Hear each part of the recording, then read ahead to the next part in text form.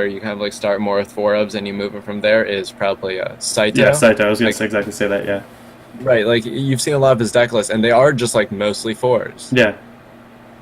and it's like very streamlined, and that's like where that philosophy comes from. Hmm. And then the second one is actually what most people do. Like they say, oh, I feel like I want like 5 removal spells. Like, Yeah. oh, it feels like a this. So okay, yeah. So yeah, we'll definitely approach it like that. Let's address the mana base just like for 2 seconds, like just so that way we get like slightly nicer. Yeah. So we agree that we don't feel like we need a colorless land, I don't think or, so. or we can't afford it, or we Uh, don't need it. well, my thing is I would want one if I could afford it, but I don't think I Mhm. can afford it. I wouldn't Okay. I wouldn't mind a ghost quarter. Like I think Yeah. like manlands. Like I've almost died to a lot of creepy tar pits with this list. Mhm. I'm not sure if that's because of the way I'm playing. I do take a lot of damage for myself, but like having like a ghost quarter could help against like Tron and like um, Amulet, like decks like that, where we do need a little more time. You also have to consider the opportunity cost. You're playing a deck with 4 basics. Like, what if you Yeah. draw 2 of those basics? You rather have a dual land than Hmm. a colorless land. Yeah. So, we can try building the mana base assuming there's no colorless land, and then just try and like mark one of the cards as a colorless land for testing purposes. Okay. Like say we do decide on a mana base where we want, I don't know, a tar pit or a colorless land, then you just like count the games where you've seen like this and this has been better. Hmm. So we can try that, but so yeah, so let's address the mana base really quickly. So you have 2 swamps, a plains, and an island. So the only thing that's kind of weird for me with that mana base is the fact that you have 2 swamps, Okay. but no real double black cards except for the Grave Titan that wasn't even in the sideboard. Yeah. That's But yet you have double white and double blue cards. yeah. That's probably the biggest oversight. I think. I think the reason Mhm. probably why double swamp is in there so we could go like double discard spell in one turn. Is the only I can say. Is the only reason I Yeah, could like defend it basically. yeah. I think it's like how often is that gonna happen where you're not like if you're gonna double discard, like say if you play like a fetch land, you would just get like the shock land tapped and then like swamp and then Yeah. double discard like so in modern the major 2 reasons for the basics are Blood Moon Hmm. and taking less damage. Yeah. But those cases, I think 1 swamp suffices. Hmm. So I think we can drag that over. Well, I was just gonna say drag it over to It's gone. Nope, it's gone. like a cutting column. That way we could be Yeah. aware of what we're switching for what. Sure. Yeah, we'll make that. Zombies brought up, do we need 10 fetches? Yeah, I was gonna address that second actually. So Okay. thank you for reminding me. Yeah, so like the fetch land to land count is also like pretty important. To not only taking damage, the consistency of the deck. Like fetch lands are definitely powerful, but we gotta determine, just what the right blend is. I guess you could say. Okay. This is getting uglier by the second. What are you doing? I'm just trying to like get like what we're talking about like in its own column. Okay. Yeah, 2 marsh flats too. Yeah. Okay. Okay, and then you can have like, so the way you can do is you can drag all the lands to the far right, and then leave the Okay. rest in converted mana cost order, and then just do the lands like on the far right. Okay. So put all the lands on the far right except for the fetch Right. lands. So, or- well, you could probably lump the 3 big fatties together and put it on top of like Gifts Ungiven or something, yeah. and then drag all the lands over to the right of the Murder's Cut and Burial Rites. Hmm. And then we can have a cutting column there. Right, and then we'll just mess around to the right of this. So you Alright, can have your awesome. basic column, Yeah. you have your fetch land column, or maybe like a pain-free column and a painful column, like whatever you think is most Okay. intuitive and helpful. Okay. So let's just. You can make another column to the right of this. Okay. Like you just drag over this space. Yeah, Like there we go. yeah. Okay, so let's talk about the fetch lands because that's like a what we were talking about before. Yeah, the number of fetch lands in Yeah. particular. The flavor of fetch lands is not that difficult to figure out once we figure out how many we want. Yeah. So Uh, so why 10? I don't have a reason for it. Okay, Um, that's fine. That's a perfectly acceptable answer. yeah, 10 has felt right, but I don't think I don't have a particular reason. Like it could be right that one of these lands should be like a filter land or something along those lines, like a Mystic Gate. Mystigate, yeah. Uh, well, I don't see us needing Mystigate because like we don't have that many double color like restriction. Yeah, so like post sideboard, like we do have, um, and if we're gonna cast Realm Razor, we really need to get on the span.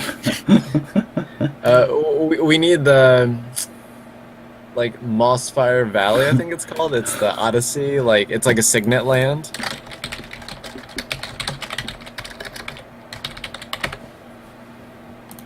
Uh, oh. Yeah, got him. Yeah, that's what we need. I'll take an expedition of those. Yeah. Zombies. Do you think this can be the expedition? Like not filter lands, the Odyssey lands. That'd be great. I call them signet lands. Do you think that's okay? It's probably fine. Okay. All right. So a few things about having like 10 fetch lands is that we're at like a 23 land mana base, so like using very simplified math, we're saying every other land that you have in your opening hand is going to be a fetch land. Mhm. So if you have 4 lands on average, about two of them will be fetch lands. Yeah. Do we feel like that suffices? And then what it also means is like the more you fetch, you're fetching lands out of your deck, but if you don't have enough lands of a particular flavor to fetch, you might be stuck in a situation where you're kind of getting screwed by playing all these fetch lands instead of lands that actually make mana. Yeah. Like that has definitely I think- happened more. Right, like that game where we got Spreading Seas. Maybe having a Yeah. second Goblet Shrine would have been nice. or Yep. something. Exactly. Or if one of these Darkslick Shores was a Watery Grave, that could have Mhm. been nice, or something like that. Yeah. So the way I traditionally try to build my fetch land mana base is I actually do worry about the fetch lands last, Okay. and I try to make the shell of the fetchable lands and non-fetchable lands, and then do fetch lands last. Got it. Because it kind of falls out. Like you just say like, oh, this is the kind of deck that needs. I'm trying to think of another deck. Oh, okay. So take like the Chapin Grixis deck. Yeah. I believe he was playing like one. I don't remember the exact list, but I think it was like many Steam Vents and Watery Graves, but one Blood Crypt, and it was kind of like that Taiga thing I was talking about. Mm-hmm. And like we can do a similar thing here. Like we can say like, oh, ideally we have just like Hallowed Fountains and Watery Graves and one Godless Shrine or something like that. Like I'm not saying literally that, but just like being aware of like if I got tech edged, which one do I feel like I really need a second of, or what can I actually see like. In my opening hand, I have like Shock Land, Fetch Land, and some other land, and where would I want like 2 of the same Shock Land? Like, I see. So this scenario doesn't come up here, but say if it's just like, oh, if I have Watery Grave, Plains, Fetch Land, since I know my white source can't be tech edged, I would like to just have a second Watery Grave. Like see. that's what I'm trying to talk about. So you can try to come up with scenarios to kind of. Yeah, I'll pull up Zombies list. Let me just see what he's running an Esper Mentor, so it's gonna be a little bit different, but we'll just look at it. Yeah, I mean, there's only 4 people watching. It's okay. We can do that. Did I tell you that they changed the controls for mods? And it's been like... Oh, and one of them's MTG bot? Is that the name of your bot? Yeah. So it's just us. Nice. Our 3 best friends. You, me, and Zombies. Right. I don't even want to know Zombies' real name. Like, do you feel like that would ruin the experience? I feel like it would. Yeah, it would. Zombies, don't tell us your real name. I like saying zombies. Yeah, if you ever change your... I hope his name's not on this. Good, it says Zombies Ahoy. Okay. Uh, can you give me a second and stop hovering? That way I can look at the rest of the deck. Yeah, sure. Okay, so in this deck we have Serum Visions and Delver, and then after that we have Seeker. So what I'm trying to do right now, and we have like Mana Leak and Remand and Thought Scour and Zealous. Okay, so what I like to do when I look at the mana base that we're deciding, I like to look at the first two turns, then think about the rest of the game. Okay. So those are two categories I'm splitting up kind of like mana into. So like a very quick thing is like Creeping Tar Pit versus Colonnade. Like, Yeah. say if I'm playing a deck with Inquisition, Serum Visions, and no white cards that cost one mana, then Yeah. I probably just and like say Tar Pit and Colonnades, their bodies are like comparable. Like you're really just trying to choose which color you want to always come to play tapped. You would probably choose the blue-black one Yeah. because then you're okay turn twoing it, or you're okay with your fetch land getting a land that can suffice also. Or maybe you're in a situation where you can't afford to turn to it. Like imagine if there's a white black man land too, and you want one of those three man Yeah. lands. Hmm. It could be possible that you say, "Oh, I have Thought Scour, Serum Visions, and Delver, and I'm never gonna turn one path." Like you make that statement very loudly. Yeah. Then it could be possible that you only want the white black one because you always wanted to be able to get an island on turn one. Got it. So you kind of like complement your game plan. Like we didn't go over this that much when I was trying to help you a little bit with Legacy, but did I ever discuss with you like sequencing what lands you fetch for in Legacy? We did talked about when you were telling me about Jeskai Delver and how we wanted to Okay. get Tundra first. No, no, we wanted to get. Oh, I forget which one it is. It's Yeah, Tundra. It's Tundra. It's Tundra first to get Wastelanded, right? Because Volk was more important, or is it Volk? So because Tundra's more important because you want to play Stone for Stick on turn two. It's that one, right? Uh, well, so, uh, so on turn one, if I recall correctly, I want to be able to bolt on turn two. So you want Okay. to look for Tundra on turn one. Okay, that was right. The That first way, time. that way you can ponder or brainstorm on turn two, and then be able to volcanic, and then Yeah. also you play less volcanics, and also you want to be able to, yeah, yeah. But I didn't talk to you about it with Grix's Delver then, which I probably should have. Um, but what I'm trying to say is mapping out like the first series of turns is very important Yeah. when building the mana base. Like that's a big reason why in the Noah Walker Delver deck that I cut the fourth Wasteland Hmm. for another fetch land because I felt like all my god hands were not turn one Wasteland hands. All my Yeah. god hands were turn one fetch land. Okay. Yeah, definitely. So why wouldn't I just increase my percentage of god Yeah. hands? Yeah, that makes sense. So yeah, I'm just I'm using a lot of examples here, but these are all concepts that carry over to a lot of different things. Okay. So I didn't look heavily at Zombie's deck list, but I think it's very possible that you want two of one man land if you want two of Of a man. flavors of man lands. Yeah. And like you kind of just need to make a statement like either I think this man land's activate ability is better, or you're saying I want this land to come into play tap that way, and then insert stuff here. Okay. So. Yeah, going back- so back to this mana base. So, what's the essentials of this mana base? Let's map. So first, are we okay with 23 lands? I haven't felt like one thing I was gonna say is I haven't felt flooded with this deck yet. I never felt Right. like, oh man, I'm really just like drawing too many lands. I think that's because we always have something to do with our mana. Usually, like a lot of our cards are modular, which I like. Like so with Snapcaster Mage, Lingering Souls, Tastiger, like we always have something kind of to do. So 23's been fine. I could see maybe wanting another land just for a utility land. Like I could see this deck getting screwed more than flooded and being bad. Like I think our cards are pretty powerful that if we get flooded, it's okay.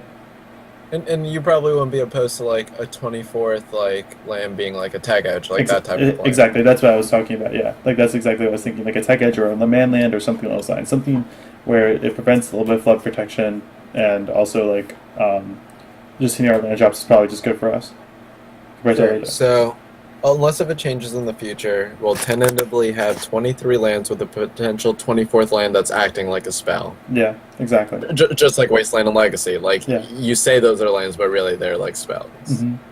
But, like, they allow you to cast, like, Goyf and Young Pyromancer, so... Yeah. So, we'll say 23 with what we're working with here. So, we want 23 colored sources. So, yeah, well, once again, what do we think are the essentials? So, under Blood Moon, what do you think you would want to have to operate? Just one of each? Do you want two of anything? Think about the Blood Moon decks, too. So, it's Twin, the Grishol brand deck, Yeah. and... Is And that it? Delver, Grixis Delver. Okay. So, and then the follow-up question is, do you think all those decks bring in Blood Moon against you? I think they all do bring up a Blood Moon against me. Okay. Like even if it's like, probably just because it limits your options so much too. Like if you only have one black mana, then I probably only have to play around one removal spell, Exactly. or maybe two if you have a planes, like that type of stuff. exactly, or reducing my blue count so I can cast like Dispel, Snapcaster, Dispel in one turn. Right. Okay. Or So against the Grizzlebrand deck I'm talking about. Yeah. yeah, that's fine. So under Blood Moon, ideally, what would you like to have? Probably planes. Like, and like it's okay to say like 4 islands or something Okay. like that. Like, just in general, what do you think you would feel the most safe? Like, if like you have these lands in play and they look at their Blood Moon and they're like, I actually think this doesn't do anything. Like, at what point would you feel that way? two And then we'll trim down from there. But I want to know Yeah. your max. 2 planes. Okay. So how about you pull it up just to visualize it? Yeah, sure. 2 more planes. You're gonna have them be like even weirdly arted because they're just like us considering Yeah. it. Oh, you can change the quantity back to 1. Yeah, that'd be good. That'd be nice. We don't need to look at Odyssey lands anymore. Alright, so I think I want 2 planes. This over here. Okay. You can hide that Google sharing thing. Where do you see that? Go to Oh, your yeah, Google. nice. Okay, that's much Plus. better. Okay, yeah. It wasn't a big deal. It just bothered me. Alright, so 2 planes.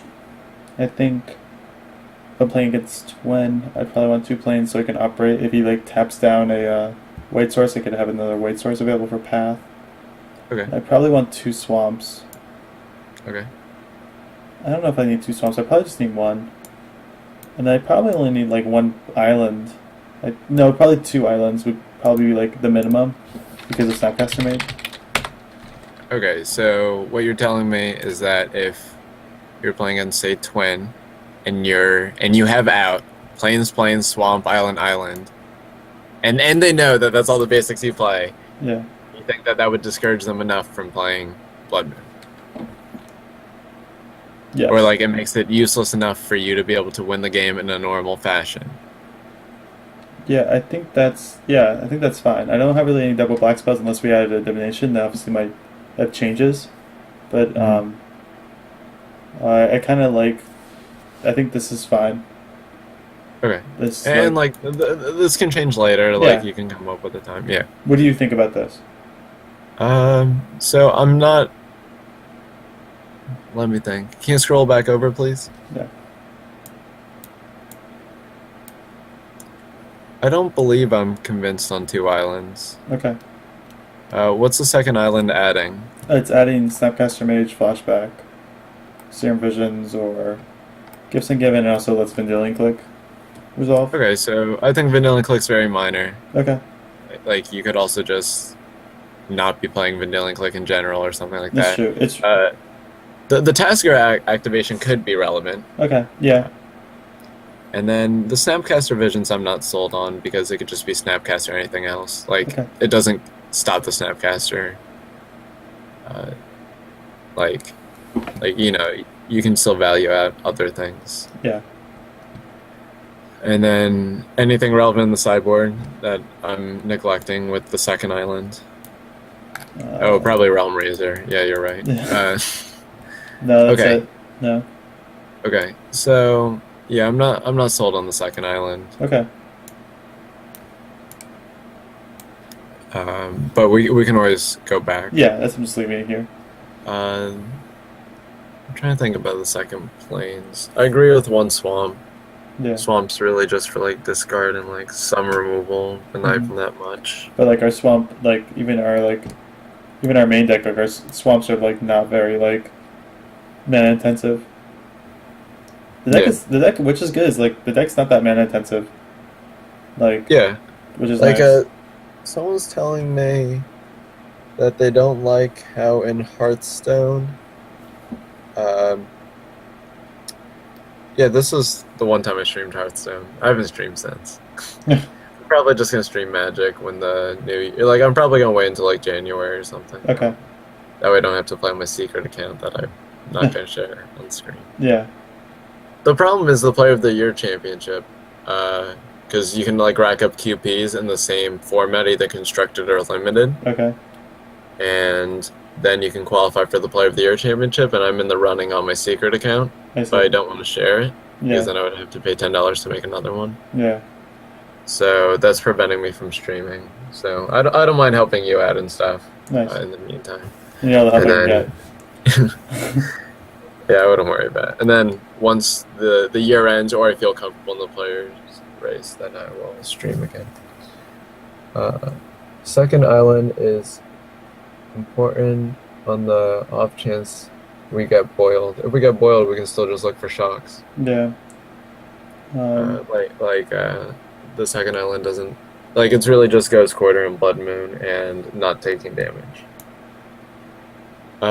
Okay, so I lost my train of thought. I'm sorry. We were talking about that The swamp. we the Oh no swamp no no swamp no swamp. no! I was talking about Hearthstone Yeah. because in Hearthstone, someone complained to me that they're like in the Hearthstone decks, you need even the control decks need to be able to curve out nicely because you've played Hearthstone before, right? Yeah. So like you know how you get mana every turn. So like Mhm. if you don't curve out nicely, you're just like losing resources. Yeah.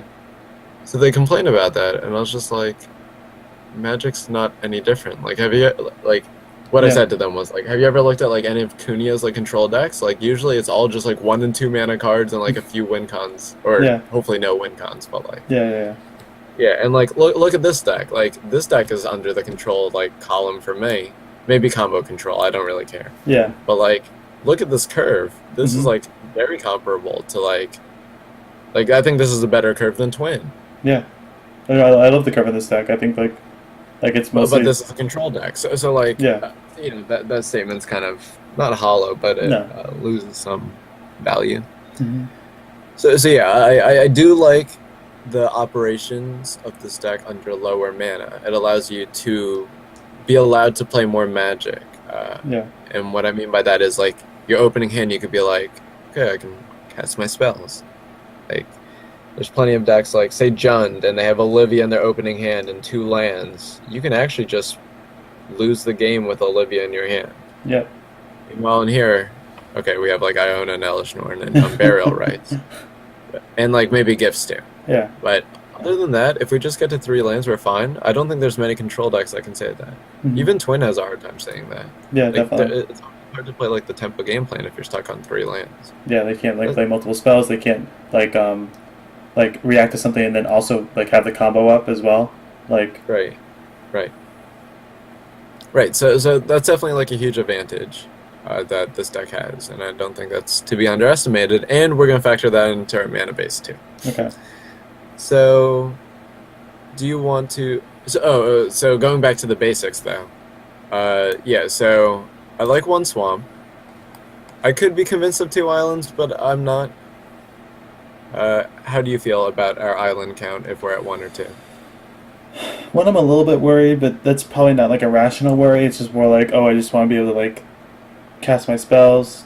I think we want 2 planes at the end of the day. Yeah, well, I was just talking about swamp and island. Yeah. I think 1 island is fine until proven otherwise. Okay, yeah, I'm of similar thought. Okay, and 2 planes I am also not completely sold on, but I'm not opposed to trying it. So I think the reason going back to the second swamp was in the deck. I think Travis wanted to be able to fetch for 4 basics with Gifts Why Ungiven 4? Oh, to get more bait to be able to like get lands. Like I don't know why. Like I think that's why like he has some snow covered and some not. yeah.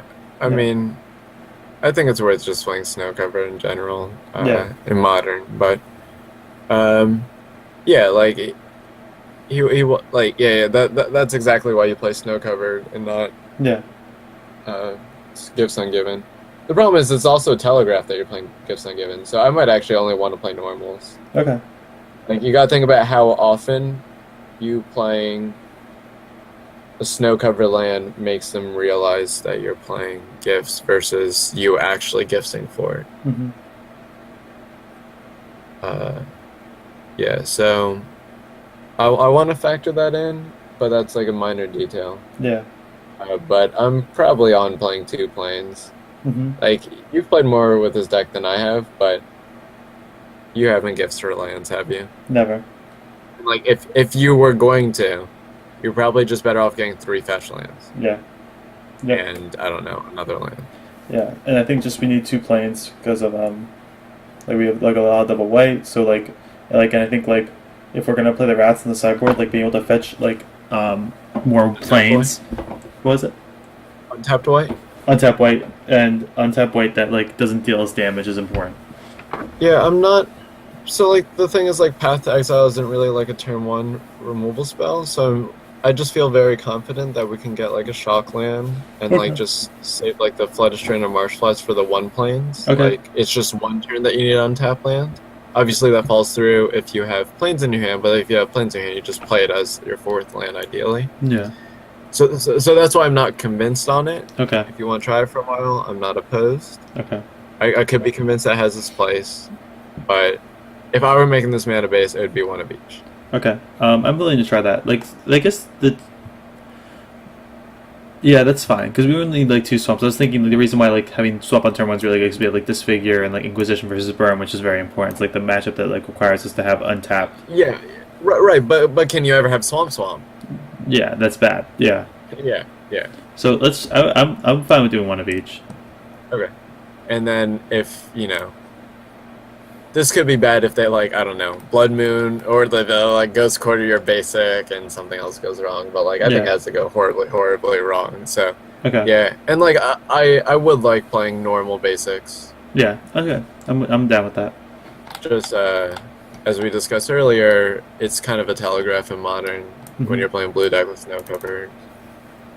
On the flip side, if you're playing like blue red twin, I would heavily consider playing some snow, some not snow. Yeah.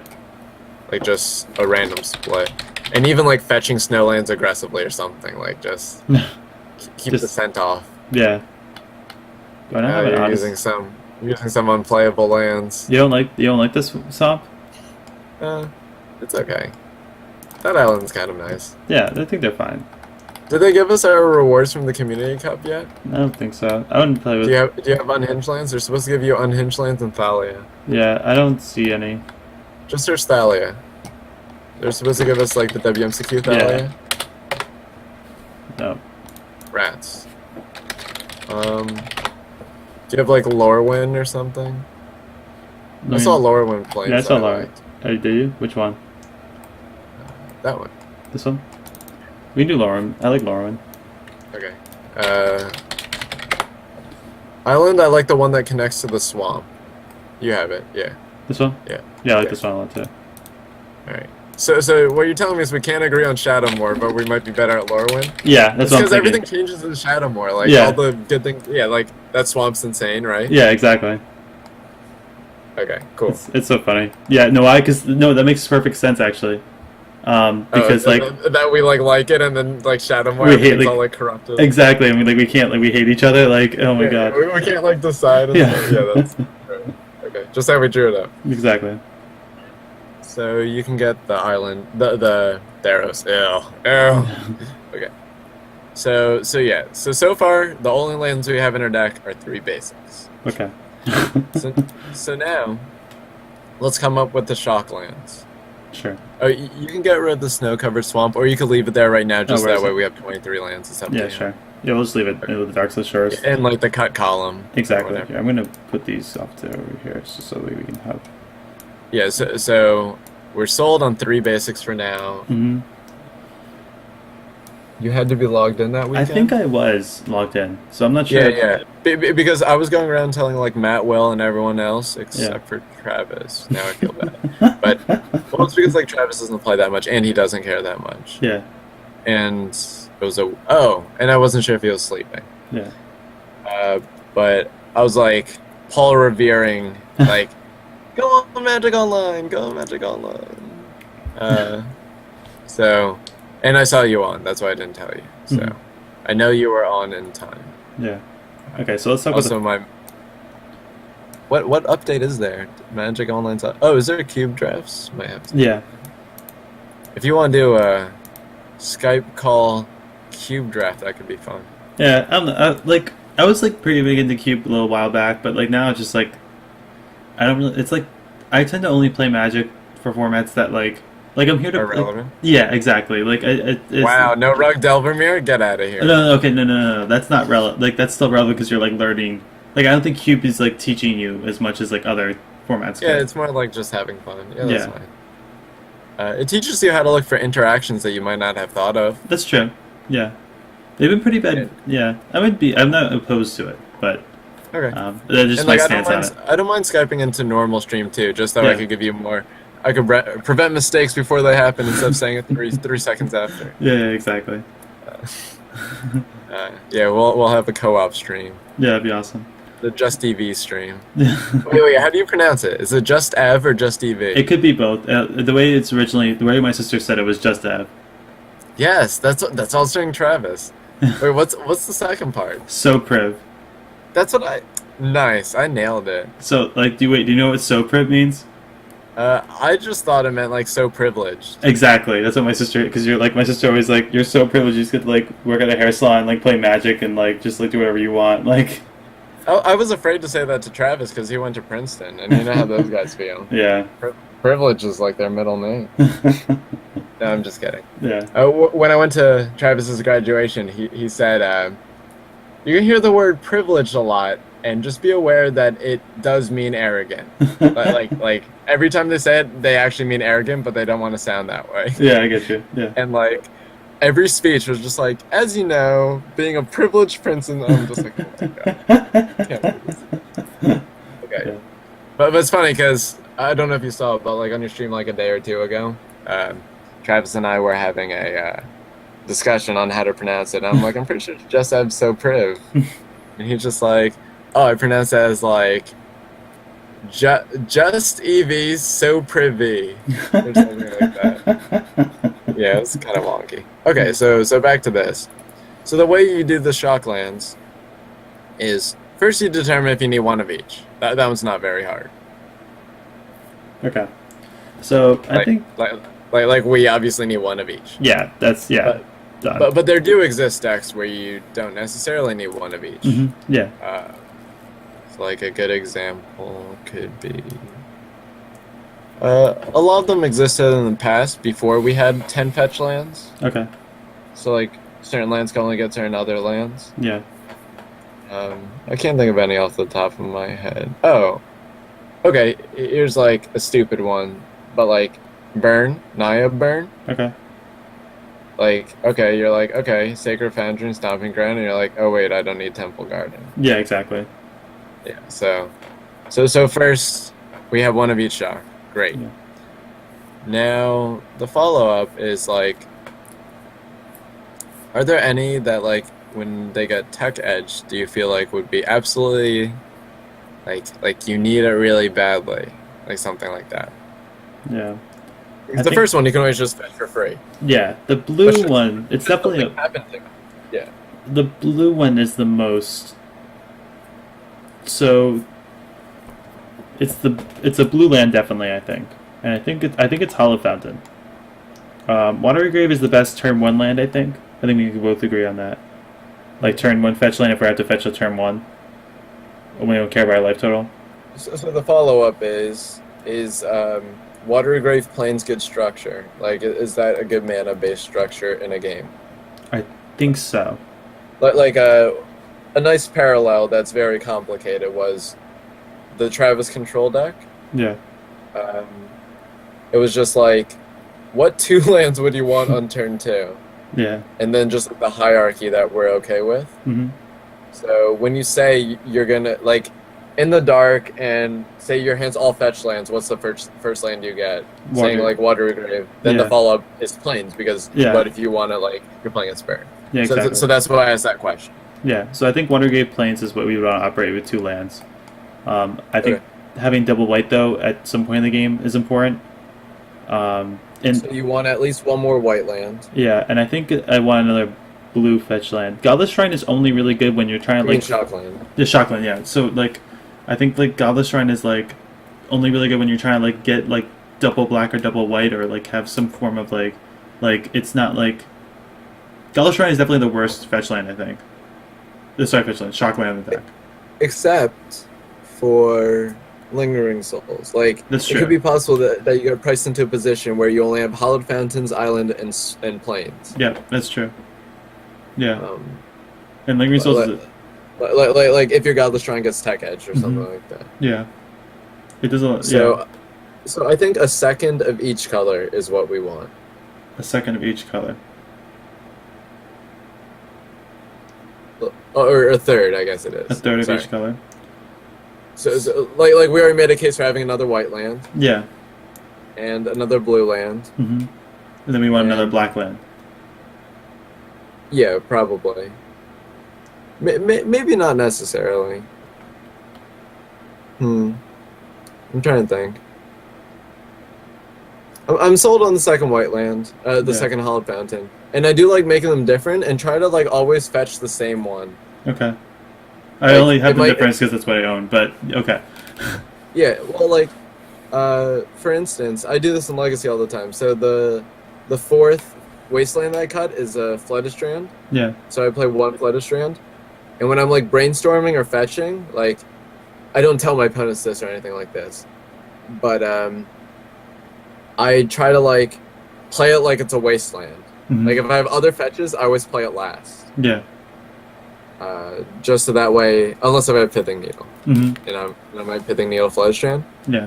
But yeah, so I think it's good if you do that too. hmm Unless if you feel like it will actually telegraph something to the opponent, which is like very unlikely. Yeah. Zombies, Like, you're right. I feel like they're more likely to be stream sniping. Yeah, exactly. That's why I have my username and my moto name different. Nice. Yeah, well, one step ahead. Exactly. You can thank your sister for that one. Yeah, she's like like so many other levels than I am. Have you ever played Love Letter with her? That's the Yeah. important one. I did. Yeah. Is she good? She's I like, can't tell if she's like really lucky or good, but I think she's like she's when she's trying, she's probably It's like scary, right? it's really scary. Like when she's not frustrated or like just like not playing her cards randomly. How do you think like, I'm not trying to be like hugely stereotypical or anything, but somehow I just find girls to be really good at just like random games that you just like, not like underestimate them at, but like, you're just like, I don't get why I'm losing. Well, my sister's always been like better at me than like games that Not like magic things. non magic games like bullshit. Like I could just never beat her. Like I just never win. Like Well, like a lot of the times when I hang out with like any person and their significant other, the Yeah. girl always just whomps in every game. Like Yeah, just yeah. always wins, like so easily. yeah, And I don't get how that happens. me either. Although like and like I have two sisters that are very competitive and Yeah. both very good at games. yeah. I just don't get it. Well, the thing is, like, in the lovelier games with my sister, we were playing with her boyfriend. Like, it came down a lot to, like, my sister, like, being out early, either because of some variance thing, and then me and the boyfriend, like, having this, like, really intense, like last couple turns, or, like, we're, like, I'm trying to do what he is, like, whatever. But when my sister was in it for more than a couple turns, like, she just, like, always won. Yeah, she just snaps it off so easily. Yeah. Yeah, exactly. It's interesting. So, wait, back to this. So, Do you have a bedtime? no. Okay. I don't have work till 3 tomorrow. And this is, Okay. like, awesome. I don't have work until hopefully a month from now. Okay. Yeah, zombies. I do agree with you that Godless Shrine is like we discussed before, like really important with souls that you can get both halves of Yeah. like the card. It's like a flat. But- It's like what was that? But if it does get tech edged, it's not necessarily the end of the world. Like you said, Watergrave Swamp. Mm-hmm. Like Exactly. even for the double flashback. Yeah. But okay, so I'm okay. Like I'm okay with those four. I'm trying to think if we need a fifth. And like Shocklands are like in a really tricky spot because like you gotta think of Ghost Quarter, Spreading Seas, Tech Edge, Yeah. not Blood Moon, Twin, Yeah. and I'm trying to think if there's anything else. It's possible that like we don't want like we want like a godless shrine because of like we want to fetch out like a non-blue source for spreading seas. Like it fixes us, you know? Uh, I mean, are you trying to make the case for the second shrine? Is that what you're saying? I'm just saying like if there's a bet like I'm talking like I'm not saying like I'm like pro second shrine. I'm just saying like if I was a second shrine advocate, that would be one of my arguments. Yeah, I agree with the argument. I'm still not sure if we want a second shrine. Yeah, that's where I'm at. I'm trying to think if there's any other selling points. Yeah. Uh, I think there could be a world where we get Godless Shrine against Infect like very early to have Path and discard, but they're never attacking our mana base. Yeah. So the one's fine there. Mm-hmm. Like, what decks can take us off of Godless Shrine that it really hampers us? And like the second Godless Shrine is also dangerous. Like 2 Godless Shrine Oh, yeah. and Plains can't activate Tasigur. Mm-hmm. Definitely. Definitely. So I think like Merfolk is a deck that can take us off Godless Shrine. That would be bad. So if they take us off Godless Shrine, then we need to, and we don't play another one. We need 3 lands then to have all of our colors. Yeah. It shouldn't be that bad. No. But like the second Spreading Seas, then we're kind of like Yeah. bad too. So Zombie says he's a firm believer of having 2 of each shock. I think that's like a safe default. Okay. So like I'm not saying you didn't think about, but I'm saying it's like it doesn't require that much thought. Like it's definitely like one of the maximal things, like to Yeah. have 2 of each. And the reason why I'm trying to build it, I guess you could say backwards, is because when you view it as like adding to a deck and you try and be as stingy as possible, you try and be frugal and then just like you have to work really hard for that land to get pushed into the deck, Yeah. then like it has so much more like value to it. Yeah. Exactly. So I think it's like a fine starting point, but like you can see games where I would start to keep track of games where like the second shock didn't matter. The second shock made me lose of all of the varieties. Mm-hmm. Yeah. Or you can once again like try and start where we are, where we're looking both at our curve, and then this basics, then shocks, then fetches, or then other lands, then fetches. Like that's the order we're gonna approach this situation. But I do understand why you think 2 shocks is good, and there are decks where that is true. Mm-hmm. I just think it can sometimes cause. Another reason why it's good. And is there a reason we do mana base first instead of the deck itself? Not so. It's good to be able to determine the deck's curve, but we kind of said that this shell is going to stay relatively the same. Like it's going to have Serum Vision, Path, discard spells, maybe Zealous Persecution, and just like blue 2-drops and stuff. Mm-hmm. So like once you take into account the low curve and then just the high curve, you want to have like we're already loudly proclaiming we're not playing, I don't know, Archangel of Tides and stuff like that. So like we can count that on turn 4 if we just have 1 to 2 each of each color, which would be fine.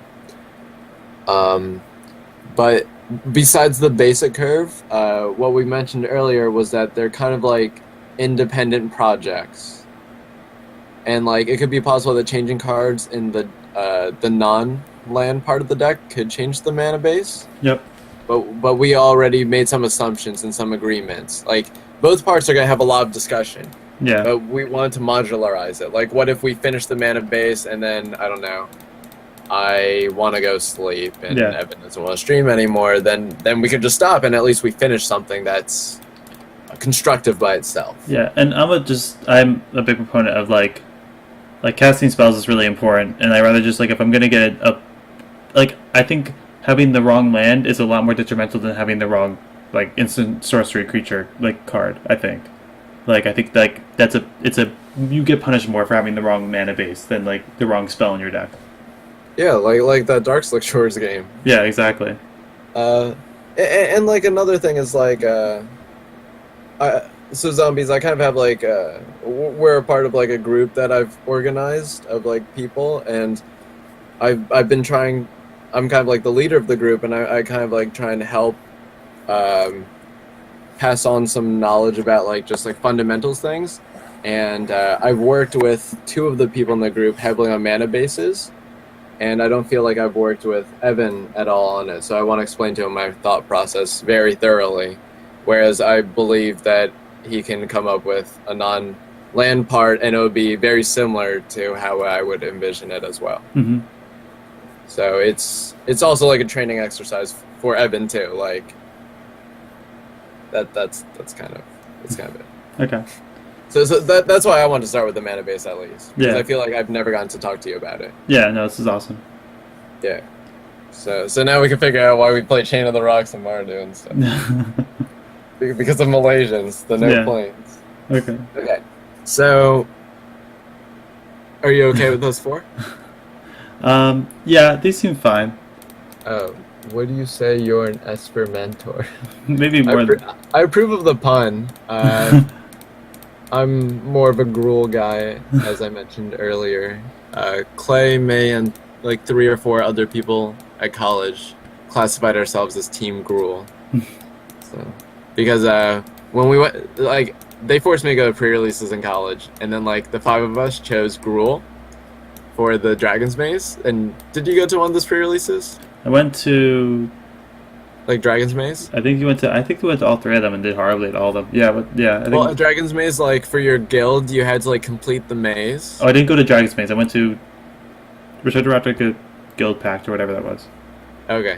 Yeah. Gate Crash. Yeah, Gate Crash.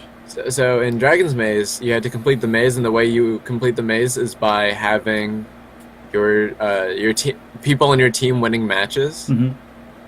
And we dominated so badly that I think we lapped it twice before like the 3rd place person finished. It's so funny. And like the grind was like, it was like Gruul and like Azorius or something. Mhm. And we had like 3 Gruul versus Azorius matches. And Azorius was like 1 away from getting it, and we were like 3 away, and then we like swept him. Felt so good. Like after that, like Clay and I still do it even now. Like before like very like intense matches and stuff, we just stream like Team Gruul. It's just like, it's so funny. That's awesome.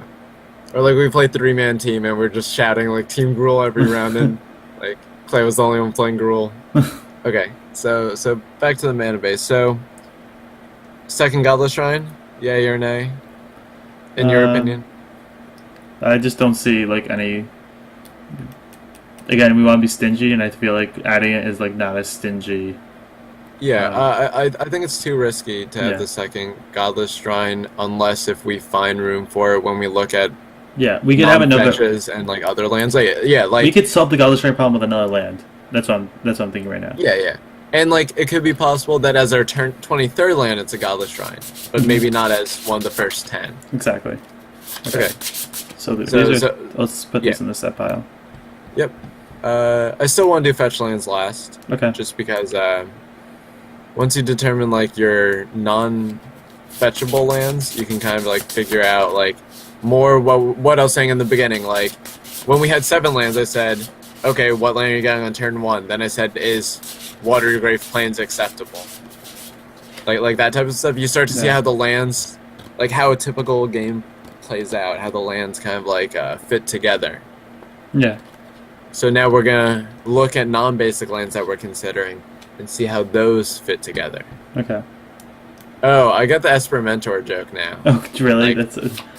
Well, like actually, because we're working on Esper Yeah. and I'm mentoring. Yeah. Okay. Yeah. Yes, it's funnier than I thought it was originally. The thing a lot of people don't know about me, but I know you do, Evan, is just that like I'm very sarcastic, but I actually don't get sarcasm very Yeah. well. Like it's very over my head, just like all the time. Yeah, you're like a Which class. is like Yeah. All it's offense. like no pretty defense. rare. It's pretty rare because when I find people like witty, usually they're like just consistently like Yeah. they can like dish it and receive it. Hmm. I don't know why it goes over my head so much. I think I trust people too easily. I just think that like no one else is gonna do it. Yeah, because you think everyone's like dumber than you or like not It's a, smart.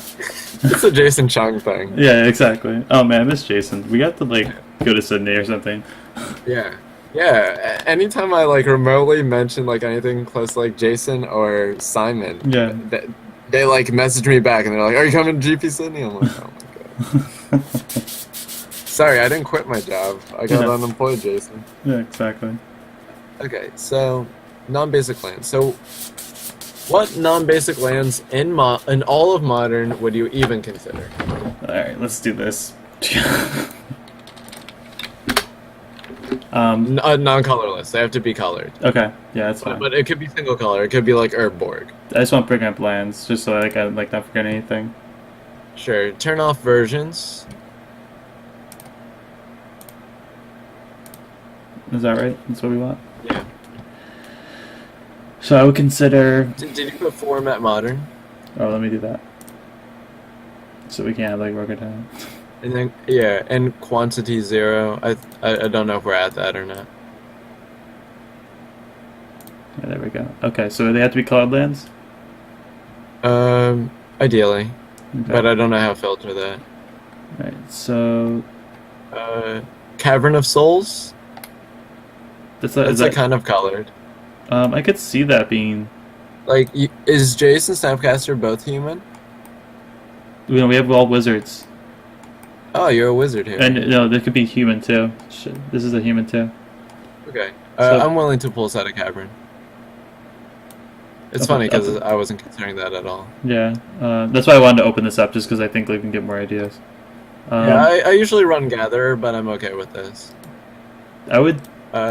Yeah, you can add one of those. It Sure. might be Dreadship Reef, though. Yeah, No. Actually, no. I think that one's better because of, like, Iona? hard casting Iona, yeah. Yeah. Colonnade? Yeah, I would like consider all the three manlands. The white-black one. wait. I don't know what the white-black one does. It's a 2/3 with lifelink. I and wouldn't consider that. and you activate for 3. Yeah, they should have made it 2. Okay, that's too powerful. It probably is. Yeah. All right, so we have Do you have any, like, legends where we need to, like, Ihanjo's castle? Geist Saint Trap in the sideboard, and then Tassiger. Alright, you Really can like put it. it in. Oh, so Jace with Manano is kind of cute. That's true. Yeah, let's put a Monano in there. I would consider And- Pajuka. I would. I don't know if I would say wouldn't. Pajuka Bog. I would not mind a Triland. I'm gonna put it in there, as in I'm not sure it's gonna Okay, yeah, that's fine. like. Are there any filter lands we could want? I don't think so. 'cause Mystic we're not Gate's the really only doubling one. that much. Mystic What? Gate's the only one. Mystic Gate is the only one. Okay, you can add it. We'll Yeah. take it out later. Or if we're running Damnation, maybe Heath. Fetid Okay, Heath. sure. I think this one's actually more important for running Damnation. Yeah, we'll see. Can we turn off foils? Huh? Can we turn off foils? Yeah. There we go. Okay. When we get to Manana, we'll put it in. Yeah. There we go. Do you know what's actually funny? I've considered playing bounce lands in non-like amulet decks before. Why do you think that? Because like your 3-lander is now a 4-lander. Like it allows you to just have like extra lands with less lands in your deck or That's in true. your hand. What about I don't, what was that? Nimbus Maze is just usually a worse buddy land, Okay, but it always comes in play untapped. I see. Which is what? Isn't that better than like a buddy land then? No, because if it came, so if you had a island or Oh, I see. plains, Yeah. Glacial Fortress where it can play untapped. If you can use the colorless, then it's different. Yeah. Okay, I get that. This. Nah, we don't have many at double blue. Well, yeah, like if we want like a land that's like Did you know Yes. that people don't even realize that? Like people don't understand like why people play this card. Oboro and Minando and like Merfolk. Like they're just like, oh, it's against choke. But that's not like completely true. Yeah. Like, do you know what else Oboro does? Doesn't Oboro for like is it for no, I don't know, I thought it was just for choke. Like I could see like it being good against Okay, this card, but like Lilian So just imagine my mana base and it's turn 3, Yeah. and I have Oboro Mutavault, and Okay. I don't have any other lands, or I have Yeah. another Mutavault or something. Now I can play a double blue card. Oh, so you can return Oboro and then play Oboro again. Yeah. Yeah. And then Manano also allows you to be Untap able to Kira. target Kira. Yeah. So you can like have. Because then, yeah, you bubble with Manano. You pop Yeah. the bubble with Manano, and then you play like Vapor Snag if you want to Yeah. save Kira. River of Tears could actually be good. Yeah. Add a blue to it, and if you play land this turn, yeah, I could see that. So it's always blue on their turn. Like, Yeah. fetch lands don't make it black. Yeah. But it's a painless way to cast Thoughtseize and stuff. And also like you can cast like gifts like we are usually casting blue on their turn. Or like Vendilion Click is Yeah. blue. Exactly. Yeah, I'm not opposed to... Yeah. Well, we're just going to pull out one of everything. If we want more than one, we'll take it later. Yeah. We don't have any fairies except for that. What is this? I don't think. Seachrome? I Oh, don't- no. Yeah, we probably just would want Dark Slick Shores, and we don't even want that. Yeah. Should look out is just like not that viable. I don't know what you're talking about. So, like No, I'm just kidding. okay. I don't want to give our I kid. temples. If we're gonna And have like a heavy fetch lane mana base, and you're not like digging for anything in particular, it's Yeah. probably not I could- worth it. mhm. What do you? Let me think if there's any. There is a new. There are new come into play tap lands that are What do they do? somewhat powerful. Actually, they're. Let me see. Is it like the Sujiri Step Cycle and just like another one? No. Like the Comet Cycle? No, it's the black one is you put a creature card from the graveyard on the top of your deck, and the blue one is target creature opponent controls is then tap during the next controller's on tap step. Like, those are probably the worst two, I guess. So, the white one's not very good in our deck either. The one that puts a creature on top could be okay, but the problem Yeah. is like you don't have a way of looking for it, and it always comes to play on tap. Like it has to be really good if it always comes into play. Yeah, I just don't think it does that much. So Zombie says like Fairy Conclave. I'm not, so like that could be a consideration. At this point, I'm not even convinced we want a land that always comes into play tapped. Yeah, I could consider that too. Fairy Conclave was impressive in like the Just Kai Sensi deck because it had another purpose of like being a combo piece, but like it's a pretty weak man land overall compared to the other ones. Like, How do you feel about Tomb of Irambi against like Merfolk? and I'm gonna play two more Harabi and sacrifice all my lands to get Vapor Snagged. Exactly, but now you can block. Yeah, I can block. I can also not cast my spells. I mean, it's not like maybe if we control an ogre, I mean, consider it. So what do you think would happen if we just play like an Urza land in our deck? Like this. Yeah, just no, tower, the one that makes the raid. What do you think How will do you think happen? that would make them feel? I think they would feel confused, and then they'd be like, "Okay, I'm glad he can't cast his spells." So yesterday at the Modern event, I played against Rudy, and he had this really sweet like Jeskai deck in Modern. Yeah. But my highlight was that he Sowing Salted me twice on my Simic Growth Chambers and Gruul Turfs. Mm-hmm. I was still able to use Summer Bloom and kill them. That's kind of funny. That's awesome. You can go to the bottom. I didn't look at those lands. Shiza's acceptable. Vivid lands. I don't think we want something that plays tapped. Zombies. We're not looking at the colorless lands right now. We're just looking at the color ones. Except for Cavern. Because Except it's for kind of Cavern. color. Yeah. Because we agreed that a colorless land will be a 24th land. But right now we just want to look at the 23. You see the all ones at the bottom. Yeah, thank you. I think that's all for the colored lands, unless we missed anything. I'm willing to believe that this is sufficient. Reflecting pool. Do you want to just put that in there? Sure, but we're not gonna play Yeah. Pillar, no way. it. You don't know how many Pillar of the Power Index I've made. I'm just putting the bounce land there just for. Yeah. Are these? What's the black one do? Lose a life? Yeah, it's this one. Yeah, lose a life. That's not good enough. Yeah, then there's the Squadron Hawk one. Yeah, it's not that good enough. We played dragons. I don't think we even play. Have we played? Nah, I don't think so. Okay, I'm willing to start from here. Okay, yeah, I think we're good. Okay. Okay, so let's just evaluate them. So I guess starting with the bounce land.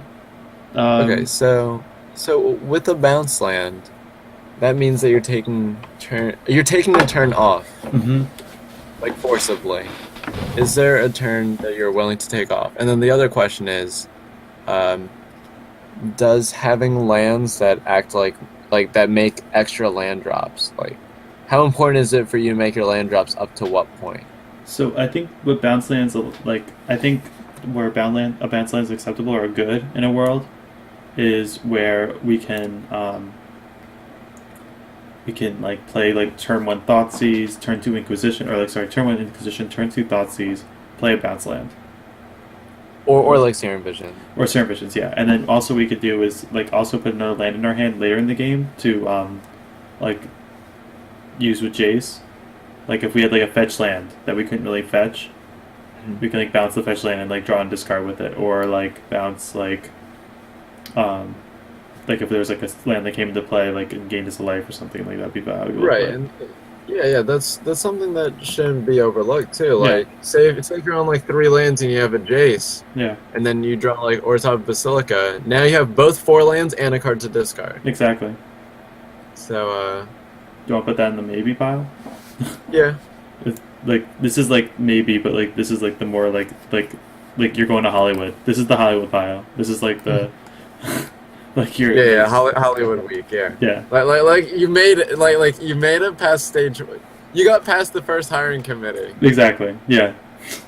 They're applying to Like, that's you. Google. You're just like Orzhov Basilica. Well, so the recruiter guy told me that he would like contact me with like the progress, and that like he'll look at my stuff and then be able to give me like kind of like a feel for like how I might be able to do, and then give me like a response on Thursday with what the hiring committee said. Hmm. And then he hasn't emailed me at all, and I'm like really scared. Uh, It's better than last time where I got rejected the next day. yeah. Jeez. Okay, so reflecting pool. Um, I think that if we do fetch, like our lands don't like, so I think Reflective Pool is good at like getting like. Let me think. So what does reflecting pool do? It just like I know what it yeah, does, yeah, but it, like it doubles up your mana. Like it just makes it so you have like able to cast like double cost spells, or if you had like a 5 color land, it also fixes you right. more. But like it makes it so you have like double. You're able to do double costs basically. Right. So there's not much in this deck yet. So Right, I don't think yeah. it's really that needed. Yep, that's exactly the logic. Shizo's Death Storehouse. Besides having an awesome name, if we had a card that was like a good like if it was like a blue black legendary creature like Shadow Mage Infiltrator that we really wanted to have fear, I could see wanting it. Well, like Geist. Guys, oh that's like actually not that's actually pretty interesting. I'm ready to have like just for that. She's like, that good at Hollywood. yeah, exactly. Just for guys, like I think I'm that's trying to insane. think are there any other legends that we're possibly playing? How about like Ojitai? Yeah, I mean, it was Is just like, it's not. It is possible to be in this deck, or Like against like Lingering Souls or like Vanillion Click or yeah, Pestermine or something. yeah, exactly. Yeah. Okay, I'm willing to Hollywood Week for now. Mm-hmm. River of Tears. I think we already talked about it being Hollywood Week. yeah already that like it's pretty You good. can Like, do everything you want except play Serum Visions on turn 1. yeah, which is definitely a huge knock. Yeah, but like you're also not keeping a 1-lander. Yeah. So like the only lands that don't cast Serum Vision so far in the definite pile is just Plains Godless Shrine. I have kept one landers in this deck and been okay because of how cheap the curve is. Mhm. Like if I have like a Thoughtseize Inquisition Serum Visions hand with like It's literally just turn 1 Serum Visions that this doesn't do. yeah, that's it. Yeah. So like it's not like it can't cast Air Vision. So like even that hand it would work. Yeah. Okay. So yeah. Well, it won't be able to cast as a second discard spell. But Okay. yeah, I'm willing to Hollywood Weekend. Minano. I think Minamo has like a similar argument as Shizo's. Like this, Except this one works with different cards. yeah, this works like with Jace, which is actually pretty awesome. That you can like double you can double Double loop. discard. Yeah, which is pretty important. Yeah, so you have Jace, Vanillion Click, Tasiger's Passiger, is real. and, Iona. I mean, if we wanted to and block Geist, that, which if we wanted to block with Iona, and you can untap Alice more just to make sure. yeah. Yeah, I'm willing to Hollywood Week. Fetid Heath, or like, well, this is just like the Fetid Heath is really just like filter lands in general, and I think Fetid Heath is probably the best one because of like what could be in our sideboard or what could be in the deck. I don't suspect double blue being a very important mana cost to get to, unless we change the deck, obviously. But I think double white could be important. I think double black could be important if we're on the Damnation Wrath plan. And Fetid Heath is nice that we could do both, no matter what they give us. Well, that being said, though, I think that can also be solved by a second Godless Shrine, and I think the second Godless Shrine is probably better than a Fetid Heath. I agree. So, sorry that it has to go home. Yeah. Arcane Sanctum. So, what's your analysis on this one? I think that this is similar to a bounce land where we have to take a turn off. Mm-hmm. But how do you feel about the upside? It doesn't really have any benefits of the bounce land, though. The upside is that we get all of our colors, so we can really fetch out any land afterwards and be fine. Which isn't necessarily true, because you still have to factor in Tech Edge. Okay, that's true. Like this is just the top Tech Edge land. You still have to get you still have to get basics and shocks. Yeah. So does it actually do anything? I don't think it does anything more than the the Orzhov Basilica does. Mm-hmm. Besides being worse, like Orzhov Basilica is much worse versus Tech Edge. Yeah, and like you could turn one the Arcane Sanctum, but you're forced to take you'd rather take off a later turn than turn one a lot of the time. Exactly. Yeah, it's usually like turn 4 or 5 or something along those lines. It's better. Yeah. This is probably like. I think Castle's going to Hollywood. But yeah. So like the castling a Jace is not like an irrelevant thing. No, it's pretty big. That's 4. Yeah. It's 0-4. Yeah. No, that's true. Yeah, I'm good. I'm good. I'm good on it. Colonnade, or maybe we can just talk about the manlands in general. Yeah. So what's an appeal to having manlands in Modern? Appeal? Does appeal mean bad or good? Good. Like, what appeals to you about it? Okay. I was thinking about Judge. Just appealing a judge. The appeal is that we get to use it allows us to have flood protection, while also allowing us to be kind of up a card later. Like, I think one of the major strengths of Jund or the black-green decks is that even though they have a lot of velocity, a lot of their lands do things. So when they get into a top deck war, drawing lands and spells is good because some of their lands are actually threats. Well, it's just Raging Ravine, right? Well, they have Treetop Village too sometimes. Okay. Yeah. Or yeah. You're right. It's usually a total of 4 manlands, 4 or less. Yeah. So, but I still think it gives them more cards. Yeah, more cards that do things. Exactly. I mean, that's important when they play interesting styles deck like that, where they're planning to have the last card or the last threat on the board. Okay. So first, before we determine. This could be out of order sequencing, but this is how I like approaching these situations because sometimes you get better discussion from it. What's better between Tar Pit and Colonnade against the field and what this deck is doing? So I think... So there's the ability and there's what colors it makes. So I think the colors that Colonnade makes is better because we don't need white early. Well, I think it might be the other way around because You said Watery Grave is the best land to play on turn 1. Why That's- can't Tar Pit be the best land to play on turn 1? Well, the reason why I'm making that argument that Colony is better to not play, we don't need white early is because like we want untapped Water Grave on turn 1, so we can cast like a Serum Visions or discard spell. But I do understand what you're gonna say after that. It's like, well, you don't need to cast it on turn 1. Obviously, like sometimes it's not better to cast a Thoughtseize or a Serum Visions on turn 1, especially like in some situations. So we might want to play just the Creeping Tar Pit tapped and then proceed once we know what we're up against or something along those lines. Yeah, it can almost go either way based on the color. Like, I could be convinced either way. Like, Celestial Colonnade Swamp and, like, Tar Pit Plains are both fine in this deck. Yeah. So colors are relevant. So let's factor in the body, like their activate ability. So I would think that if we didn't have Jace, right, or the Dillion Click, Colony would be better because we'd have less bulk targets. But since Sure. Bolt is already a live card in their deck, it's not like they're saving all their removal for Tar Pit, so it's possible that like after they clear through our Jaces and the Dillion Click, and we make them use a Bolt on Souls, we'll be able to get in with Tar Pit pretty easily. How do you think about that argument?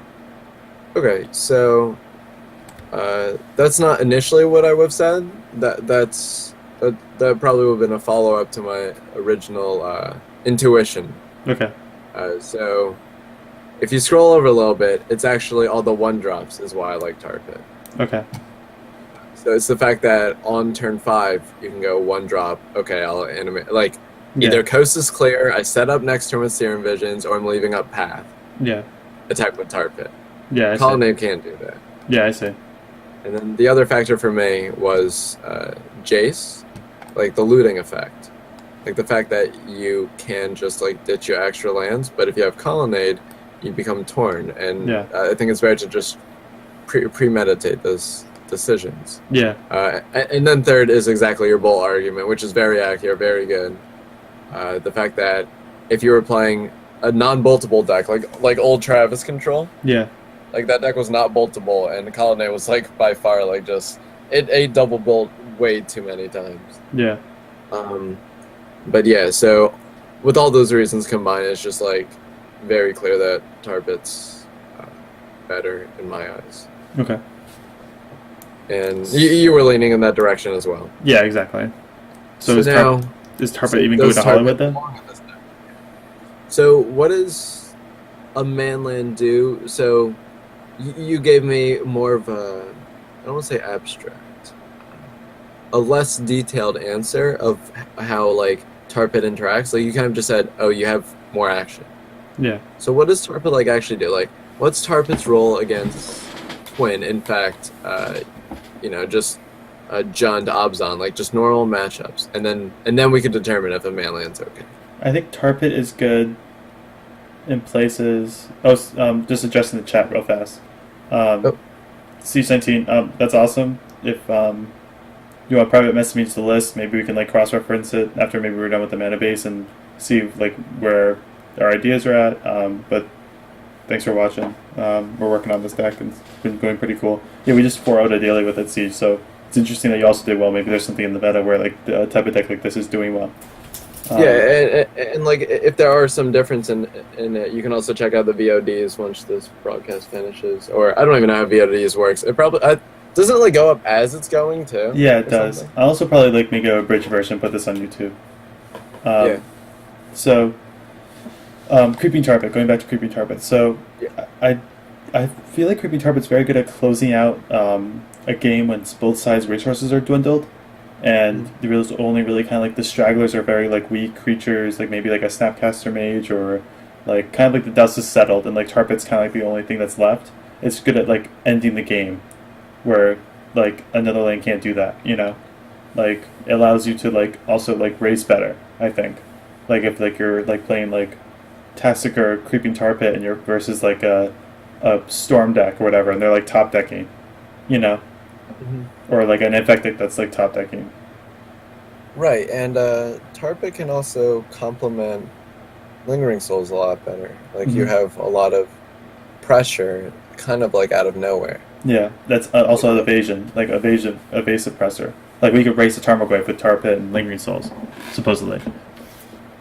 Yeah, so Siege 19's suggestion over here says that his mana land split was 2/2. Creeping performed well against fringe decks, and that kind of makes sense because a lot of fringe decks are either not as streamlined, not as refined. Their game plan can be susceptible to I guess you could say like a unique threat, like Yeah. something that can't be killed with the sorcery speed thing, and something that's unblockable isn't like the, you know, Yeah. like the most common thing to kill. So I definitely understand that statement. With our particular build, we're just trying to see if we even want a man land, and we felt like so we're playing Jason our list. You might not be able to see it on the screen right now because we're scrolled over a lot working on this mana base. But with Jace on the deck, the colonnades are kind of mana intensive. So we kind of want to, and we have a lot of 1-drops as well. So when we have 5 mana, we can have 1-drops with sneaking and tar pit damage very conveniently. So if we're going to play any amount of mana lands, it's probably not more than 2 or something like that. Like a land that always comes in with tap is a very high opportunity cost in deck with 1-drops and Snapcaster Mage, but also Jace. Yeah. So I do want to make some form of argument, maybe weak, but for the 2/3 white black one.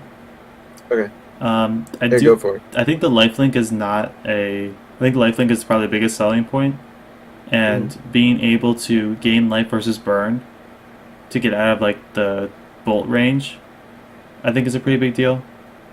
Now you can make the case of like, oh, well, creepy tarpy will just race them better, but I do think like we do deal ourselves a non-zero amount of damage in games, and being able to gain some amount of life might be worth it. I'm not saying it's going to Hollywood yet, but like Yeah. It's good that you brought it up. I keep on forgetting the cards are getting printed and that we should be considering them. On that note, we're definitely not playing any of the battle lands in this. Like, basic script, many other things. Yeah. But with regards to the Orzhov Manland, or whatever you want to call it, the white-black Manland. But we can agree that it really just shines against burn. Like, it's worse than Tar Pit against everything else. Mm-hmm. Or worse than, I'm really tired. I don't even know what I'm saying. It's like worse than Tar Pit against everything else. Yeah. Let's see. This list can't be burned without Iona on turn 4, game 1. I think can't's a very strong word. I mean, they can have a creature heavy draw, and we can interact. It's definitely not like the most favorable. No, and yeah, Bugs, you are right that that it is not the most favorable, and Iona is basically our pretty big plan, and that's something we can work on. But I don't think it's definitely not can't. Maybe unlikely is too strong, but it's definitely we're not favored. You're right in that like assumption. Mm-hmm. All right, so going back. Well, also that's something that we can shore up in the sideboard. Like if we feel like Burn's going to be popular, we can also manipulate our mana base that we can support Core Firewalker better. Mm-hmm. It's true. So like we can be willing to sacrifice either the matchup or game 1, but you are right that it's rough. But so I don't know if the slight advantage we get from the white-black Manland on turn 4 being able to gain 2 life is worth, and it could just like eat a Skull Crack or Bolt. Like that's a big one. The Skull Cracks and Atarka's commands. Like I think you might only be able to get him 1 hit before dying anyways. That's true. And Bugs is right that like what you said before with Darkless Shores is that we want an untapped land for gifts, where we rather not have the tap land, and that's why we're discussing the Megan lands in such like kind of like such depth, because like they're powerful, but there is a real cost in this deck wanting like all of its unlands untapped. His name's not Bugs, it's Shino, like Shino from Naruto. Okay. Oh, Shino likes bugs? Yeah, because Shino has like the bugs all over him. Okay, okay. We'll call him Shino for now. Clan that starts with an A. Okay, we'll call him Shino. I like that. Well, when you say bugs, I think of like Bugsy from Pokemon or something. Okay. Who I didn't know was a guy until much later on. So that made things kind of weird. Alright. So yeah, I think Shino's right that untapped lands are more important than just a mana that can gain 2 life. But I think I'm willing to consider 1 to 2 creeping tar pits Okay. in the deck regardless. How about you? I'm willing to Like put Hollywood Week. Hollywood. The Creeping Tar Pit's still going to Hollywood Week, I think. Okay, Okay. so for everyone that just joined the stream, we're discussing like we like kind of picked a bunch of like modern, like playable colored lands, and we're like deciding whether or not we want them to go to kind of like stage two of our like mana based like building process, and stage two is what we're calling Hollywood Week, because it's kind of like the most like it's kind of akin to like American Idol a little bit, where we kind of like Yeah. grabbed like any like everyone off the street basically like, and then now we're like deciding whether or not they'll make the cut to like some more professional sets. Like the tar pit sang a pretty sweet song, so Yeah. I like the music choice. Yeah, but like, but Fed he kind of just like vomited it instead. Yeah, exactly. But we're not considering colorless lands right now. We decide we want 23 colored sources, and that if we're going to play any amount of colorless lands, it's going to be a 24th land. So, and we said that it's probably going to be Ghost Quarter or Tech Edge if there is a 24th land. So, your analysis is right, and we don't know if Creeping Tar Pit will make it past Hollywood Week. All right, So, chloroform pool, calciform pools, calciform, yeah, chloroform. or Dread Ship Reef if we think Yeah. that one's. Yeah. Is there a white black one? No, No. they're allied. Okay.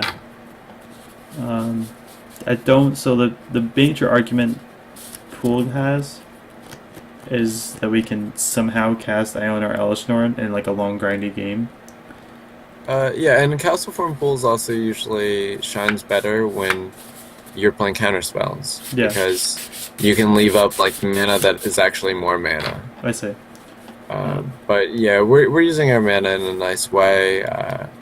With Yeah. gifts, it's interesting with gifts though that we can like have two lands up and be able to cast gifts. Yeah, Like, it's not. it's very time intensive though. Yeah, I don't think we know the time actually. Like, I think we're tapping out most turns. Yeah, so like calciform pools is trying to sing like we didn't start the fire, but we only have like a 2-minute span and we just can't deal with that. Yep. Sorry, pools. All right. We'll Cavern start Souls. yeah, Cavern Souls. We talked briefly about Cavern Souls. Yeah, this one's pretty interesting actually. It also allows for interesting like sideboard cards in certain matchups. Like I don't know if we can support a Teferi. We can talk about that. But it's like Yeah, he's a human wizard. yeah, and there's a bunch of other human wizards that might be good, or just humans, like Mentally Mage. Right. Um, Also, if we do play Core Firewalker, this can be another white source for that. that's true. Yeah. Are there any other creatures we just have naturally in our sideboard? Not Grave Titan. Yeah. Realm Razor? We gotta play 2! That's it for now. What's Geist? Is Geist a spirit? Yeah, Spirit. Spirit Cleric. Yeah. So we should play Liliana as well. Or Okay. Gideon. No. Oh, okay. Uh, Do you want to put Cavern into Hollywood Week just because of like the options you it could probably brings? move the sideboard over more too, just that way we get more of the deck for Yeah. people that are either coming in or trying to look at the list. Yeah, I'm not like sold on it, but I'm not also like this is unreasonable. I think I want to put the Hollywood Week. I think we can talk about the implications Yeah. well afterwards. Okay. Okay. So now these- just the buddy lands as a whole. yeah. They haven't been bad. I like the Blade Lands. I'm not sure what So- the correct amount is or what they look like. Well, Glacial Fortress kind of looks like the side of like a glacial like thing, and then has a bunch of moons or suns. I can't tell. Yeah, and then like Drown kind of looks like a weird like horizontal, like a bunch of slugs like having a meeting. Yeah, I mean it's drowned though, so we can like try to perform like CPR on it or something. Okay. Then it could be like revived it could be like a verdant catacomb. That's when it's like flourishing. I don't know what verdant means, but I'll it has green. just bring the chapel in here so you can be included. Oh, well, no, we want to isolate it. Okay. So yeah. So the buddy lands are like pretty interesting. They definitely come into play tapped on turn one. Yeah. So that's like that's strike one, and strike two is relative to how many non-basic finding or basic or non-land thingies. You know what I'm saying? Uh-huh. Non-basic, non-searchable lands. Um, it might come into play tap more often than we would like. Yeah. That said, we can try and do what we did with Creeping Tar Pit. If we were to play one, what would we play? I think. So, what's like our top color later on in the game that we would need? Later in the If you were game or to choose one. earlier? Like, Uh, well, because if we're making the case of like Creeping Tar Pit, we said blue black. It can come and play and tapped on turn one. But if it's later in the game, I probably want untap white on turn four, so we can cast like Umbrella Rights or gifts. so Shino says, or Bugs, whichever one you Yeah. want, says if he were making the list, he would look at Grixis Twin and translate it. Both lists try to cast their 1 through 4 CMC spells on time. A slight difference is Grixis Twin, unless it's playing Jace now, the 2-drop slot's a little different. Yeah. And also the Twin plan as a whole, it provides some just like different stuff going on. Like, we don't have to play Souls on 3, but if they're going to combo, they have to play Exarch on 3. Yeah, or it's important to have double red on turn four, where we don't need a double colored spell on turn. Yeah, turn and four. right. Yeah, usually. Right, and our game plan's slightly different too. Which is why we're just trying to build this from the ground up. Like, I'm not opposed to looking at other lists that are doing similar things. I'm just trying something that definitely takes a lot more time. Yeah. But like, just building it from the ground up and being able to literally just say, this card is in this deck because of this. Like, Yeah. in all honesty, when I build decks on my own, I don't take this long, and neither does Evan, Yeah. and neither does most people. You just shortcut by like finding all these other things because it saves time. Yeah. The thing is, Evan and I right now are willing to spend that time and just really like dig deep. Like, we might be able to find something that just everyone else has missed. Yeah. And Shino, Like, oh, you go. and Shino, I do recommend, like, you don't have to reinvent the wheel every time you build a deck. Like, I think it's a lot of times, like, especially in like older, like when formats have been played out, like mana bases are Like very Modern. good. Yeah, like Modern, like mana bases are very good. Like, you don't need to like you want to use your time wisely, and you want to use your finite mental power wisely. So I definitely think like your suggestion is definitely, even though we're not doing it now, is definitely worth merit. But like, this is also an exercise for Evan and the Yeah. viewers and me too. Just like, if all of like, you know, all we didn't have all this information stuff, if we were back in the Stone Age of Magic, like, how would you even approach making a mana base? Like, some people just copy mana bases so often. Like we talked about earlier, that people don't understand that in Merfolk, Oboro is not just there because of Choke. It's also because if you have Oboro Mutavault, now you can play double blue spells. But like, if they built the mana base, they might have thought about it more Yeah. instead of just copying it. Or just you understand better, like more plays. You know what I mean? Like from using a burrow that way. You know, if you didn't copy. Like it. here we talked about the reason why Minano Schools. I don't know. Yeah. The reason why that's like in the Hollywood week is because of both, like, you know, everyone knows the interaction with Jace, but we might play Ojutai, a Dragon Lord Ojutai. But like, Shizo's there because we have Geist of City Trapped on the board, and that could be very relevant. And yeah, so it's that type of stuff. Shino. Do you think? Yeah. You go. Yeah. So Shino says, do you think your time is better spent theory crafting than playing games and finding out what works? I definitely think it's a balance. Like me and Jonathan have talked about, like getting better at Magic is both like playing games and like getting the reps in, like actually being in the situations, but also it requires a lot of introspection and and criticism from outside sources that you just can't do one or the other. You have to have a balance of both types of I guess like practice or something along those lines, or both types of categories. Plus, like, how many times do you need to flip a two-sided coin to know that it's actually double-headed? Like, I flip heads 3 times. Okay, that can happen. I flip heads 10 times. Okay, that can happen too. Like, at what point can I say that that coin is double-headed? So like, how many times do I need to see that, I don't know, creeping tar pit was good enough to be able to say that's good enough?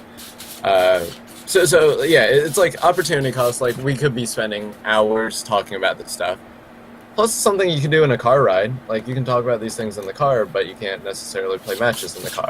Yeah. So you could be right that like for entertainment purposes and stuff, we should be playing more games and like stuff like that. But um, we like to kind of try and have a balance. Like we already played a daily event and 4-0 did, and then as we are playing the daily event, we brought up things like, oh, Dark Slick Shores underperformed. Remind me to add Slaughter Pack to the deck, just like random stuff like that. But we did 4-0, and if you're interested in seeing the list that we are playing before in action, definitely check out the VOD or past broadcasts. I'll link the Imager thing again. Okay. And then Siege said that he shipped you Yeah. Asper list he played last night. Yeah, I'm looking at my Tonight. inbox. Did you message me on Twitch? Probably Twitch. 'Cause I just don't see it yet. Here, I don't know how to check your messages on Twitch. yeah, I'm checking it right now. I just don't see it, Siege. Maybe.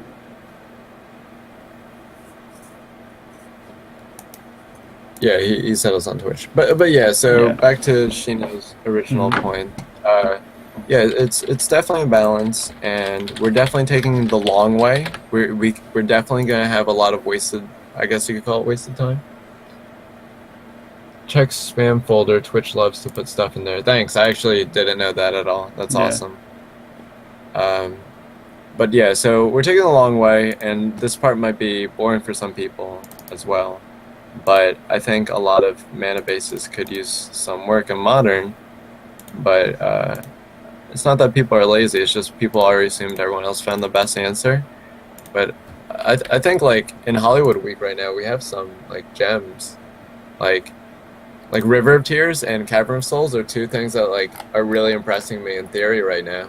Like Yeah. we haven't like seen how it would fit in the deck, but I wouldn't have considered either of those if we haven't done this. Mhm. And I like just having access to it in my arsenal. Let me see.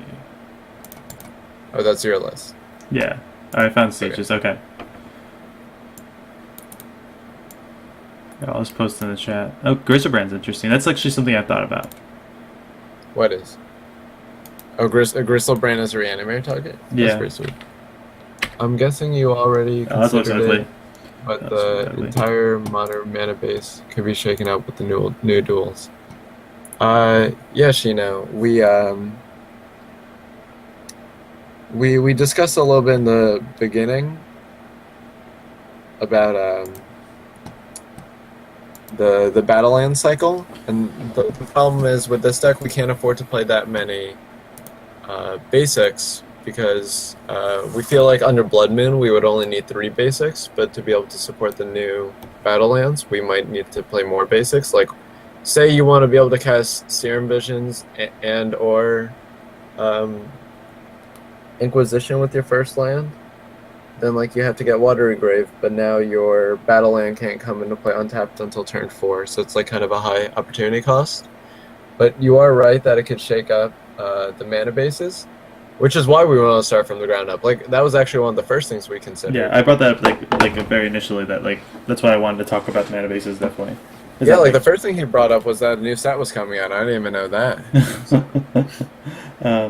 Yeah, so that's something we definitely talk about. We've discussed it, and we don't think it's going to shake up this mana base. There's obviously other mana bases that could shake up, but this one, because it doesn't rely on that many basics, or we found that Shocklands were better, we're not going to use it.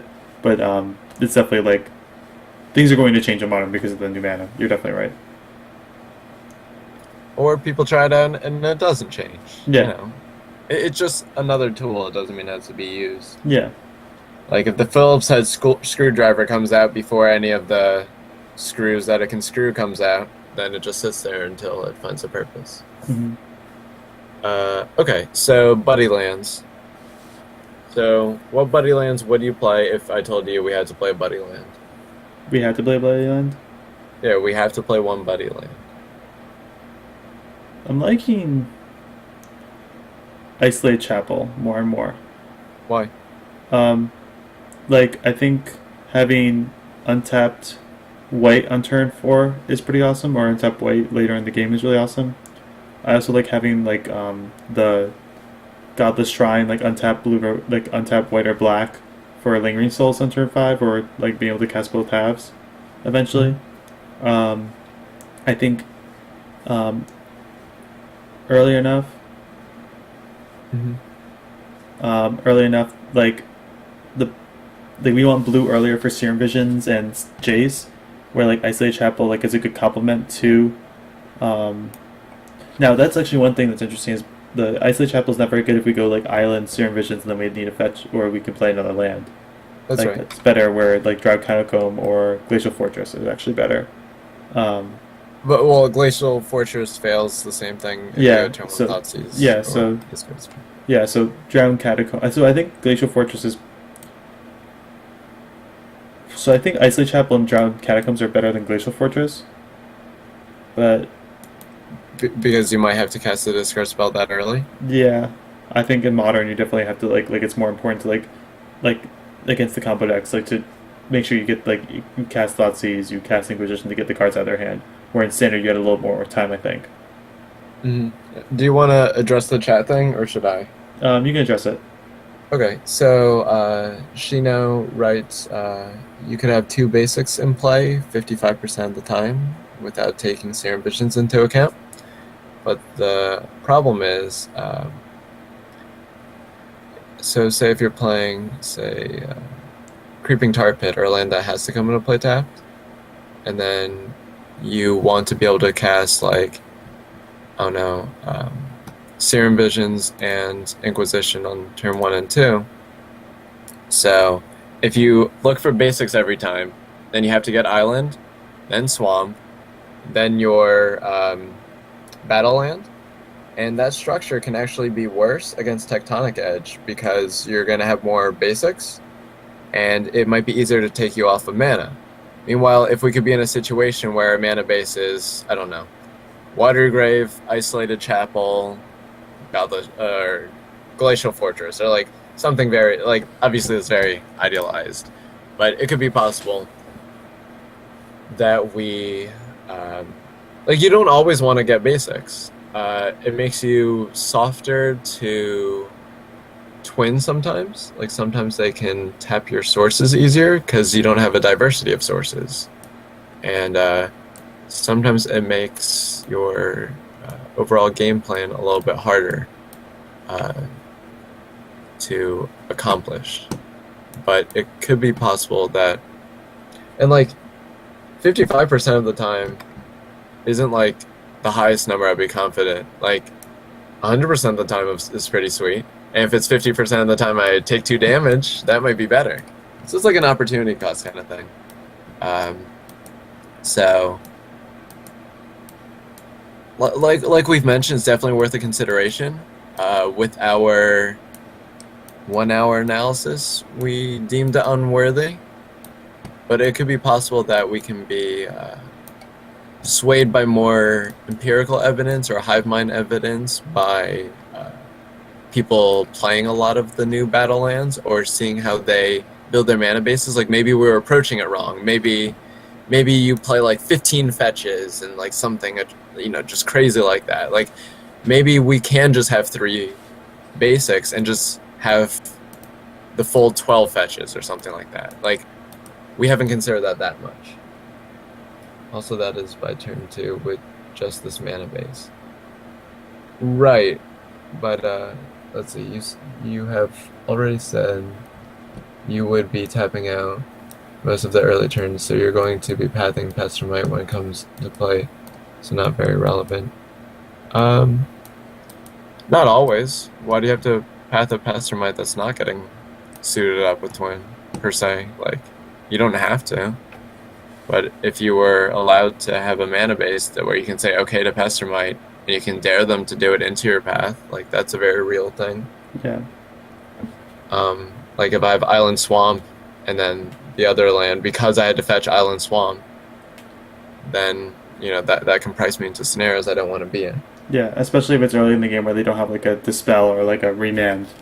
Like like we're not worried about like later in the game because obviously we'll have like an untapped white source or something along those lines. It's really the beginning of the game that really matters. So, like, we don't have to automatically respond to threats such as Pestermite just yet. Like, I could see pathing like Primeval Titan support against Amulet Bloom, where like some of our other spells are like lackluster compared to that. Like, I think that argument's more relevant in the Pestermite plan. But I do think there is a world there that this mana base can be reworked. Yeah.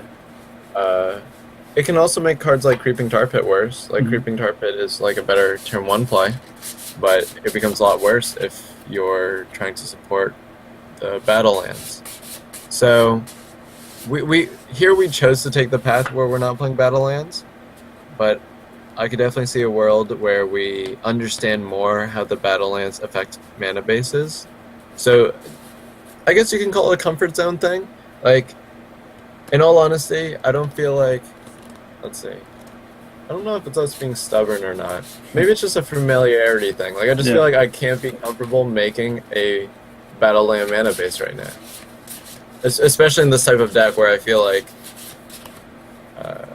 I've like tried to help design like control deck mana bases and stuff, and like I feel very comfortable here. And I feel like trying to focus on the battle lands could be very difficult. Yeah, like I think it might be like more like better if we like try to build like a twin deck with the battle land mana base. And then, that could be sweet. Yeah. Are there enemy battle lands too? No. Or just allied? That's it's only allied. Rats. Yeah, so that's like That's the major the next issue. set. Yeah. Or like if we like that blue white control deck, like that could be pretty good with like a battle land mana base. That's pretty sweet. So you can like support Emeria nicer? Yeah, exactly. That's pretty sweet. Yeah, so like I definitely think like the Battlelands, like it's true like Esper is like the Esper, like the it's supposedly the shards are better for the Battlelands than like the cons. Just the way that might just be only because of standard, but because like how like the but like that's only because of like how standard is, but like it is true that like with like the shards are a little bit better with the Battlelands than the cons, or however you want to say them. Okay, so back to the buddy lands. So we came to the conclusion that one of them was bad. Yeah. I forgot which one that was. I think it's Glacial Fortress. Because you want to be able to cast discard and you can turn to... Nice, you got another follower. Oh, nice. No. And 10 more views. Let me refresh the page a few more times. Okay, so I agree. Like, we don't have to Visions on turn 1. Yeah. But it discards much better. Yeah. Like I think Visions is better like saved like for when we want to like actually find what we need, you know, like we don't want to Visions blind on turn 1 like unless we need lands or something along those lines. So I think we can count Glacial Fortress for now. Yep. Do we want to send both these to Hollywood? Is there one that's just distinctly better right now? I feel like it's Drowned Catacomb, but I'm not sure. Like I want untapped land on turn 3 and turn 4. Like I need untapped white on turn 3 and turn 4 definitely for like Polymorph, Lingering Souls, and Unburied Rights. What's this polymorph we're talking about? Oh, sorry, Polymorph. Path. Yeah. Siege got you. Yeah, he did get me. Okay, I'm fine moving them both on. Alright, so now we get right down to it. Now we actually see whether or not we can forward, and then after this process, we should have both the lands that are of basic land types, and so like the basics and the shocks, and the non-basics. And then we'll do like fetch lands last. Oh, we didn't talk about like Dark Slick Shores, which is in your fetch land pile right now. Yeah, we want to talk about that. We want to just like talk about why we're not going to put in real fast. Right. So Dark Slick Shores, we've seen other Gifts deck play. In particular, Saito posted a list of Grixis twin that played Gifts that played Dark Slick Shores, and that's where Travis, one of our friends, came up with that idea, I believe. Yeah. And then also Siege posted a list. I think it was Siege. Yeah, it was Siege, yeah. Yeah, that had Dark Slick Shores in it as well. And Dark Slick Shores being able to... So we agreed that Water Grave is the best land to have on turn 1. which makes Dark Slick Shores even better than Watery Grave on turn 1. Sans Buddy Lands, but whatever. But like we found that like there are so similar to how Twin needs their 4th land to come into play untapped to be able to jam Twin and win. We want to be able to jam Gifts on turn 4 and Unbarrel Rights on turn 5 to be able to win sometimes as well. It's like our Twin-esque thing. But our deck reasonably operates on 3 lands, and we do have Serum Visions, we do have some Velocity, but there's a really real chance that we get stuck on 3 lands. We're playing 23 lands, which isn't like the most. So there will be a percentage of time where you're drawing to hopefully hit an untapped land to be able to, cast your Gifts on time. Yeah, especially like an untapped and Snapcaster. Yeah, untapped painless land is pretty huge. Mm-hmm. Like if we're playing as Burn and we just really need to like draw an untapped land to slam like Gifts Ungiven or whatever you would have you know. Yeah, like turn 1 Dark Slick Shores is better, and then turn 2 onward all the Buddy lands are better, which complements what Siege said in the chat. Yeah, we're pretty much of similar mindset. Like we were just going over it. We already poked enough fun of it of Dark Slick Shores today. So yeah. For some reason it's not leaving.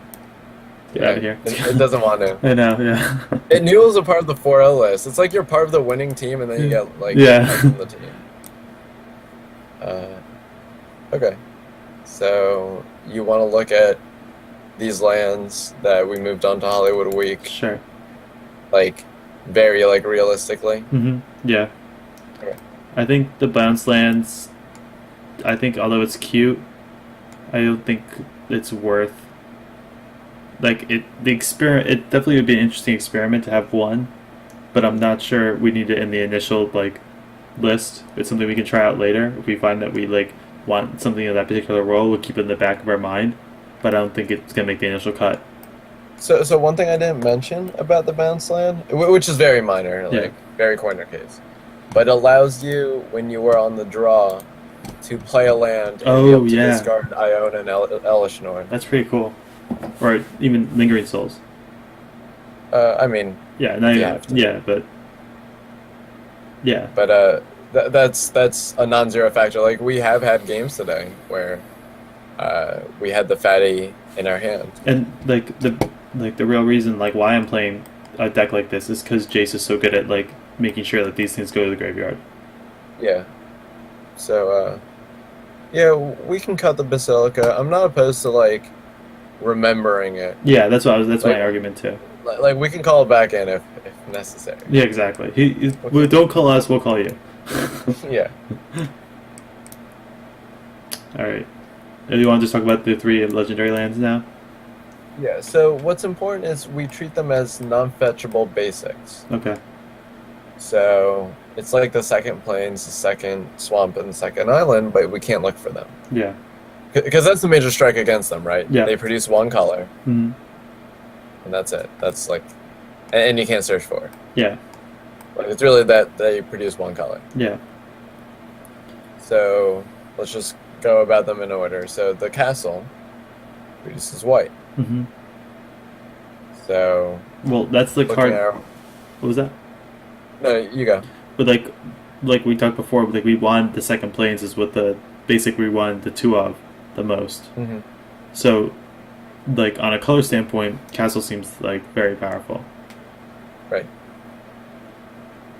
But ability-wise, like castle is probably the worst. Or the second worst. Maybe Menando's the worst. Yeah. No, maybe she. I think Shizo might be the worst. The Siege. That's exactly right. We have Geist now in the sideboard, and it's a consideration going forward. But yeah, I think Castle might not be the worst. I think it's like it could be Shizo because Castle like might make it so that way your Geist doesn't necessarily get in for 2, but it can still also prevent it from dying, which is the major selling point. And, like Shizo's not doing anything else for us. Yeah, and Shizo's only good with Geist, where like Castle's also good for Jace and like Tasigur and stuff like that. Whereas Shizo, it's not like that relevant. It's really just Geist. Yeah. Yeah. So yeah, I'm okay chopping it. Also, we don't have any double black, and Hmm. getting like double black could be kind of annoying, Exactly. So now it's Monano and Castle. if any. Yeah, if any, They if both any. they both might be cut. Yeah. So Monano is only utility is the hypothetical Ochitai. Mhm. The Shizo also tested for siege, he said, which Yeah, makes sense with what we talked about. yeah, Siege. and which also makes sense with what Sheena talked about with regards to testing versus talking about it. Yeah. Uh, some people like to see things. Like our friend Travis is very empirical. He really likes, like, he does come up with a lot of stuff, but in the end, it's the testing that proves it to him. Meanwhile, I consider myself a person that can just understand things by like talking about it more. Yeah. Like the more we talk about it, I feel like the more I understand than seeing it. Yeah, it makes sense. So also like yeah, I didn't bring that up. Like people do like just grasp things differently, Hmm. and it's not like one way's better or worse. Yeah. So going back to the lands, Yep. Minano and I think only has really utility with a hypothetical Uchitai and And Jace. Jace. Now you have to think about the utility, how powerful that could be with Jace. I mean, that could be flipping Jace a turn earlier, which is pretty powerful, which is pretty strong. But Yeah. Castle Yeah, does that's right. Castle does do a similar thing though, doesn't it? Like not turn Well, earlier, but it definitely like keeps them around. yeah, exactly. Yeah. Well, so Minando is good when Jace is already good, as in you got to loot once, which Yeah. also has a decent probability of it flipping. So it's really just value to try to draw an extra card, like loot one more time, Yeah. see an extra card. Um, but the castle, what's really sweet about the castle is if you don't think about the turn two Jace, but you think about the turn four and on Jace, Hmm.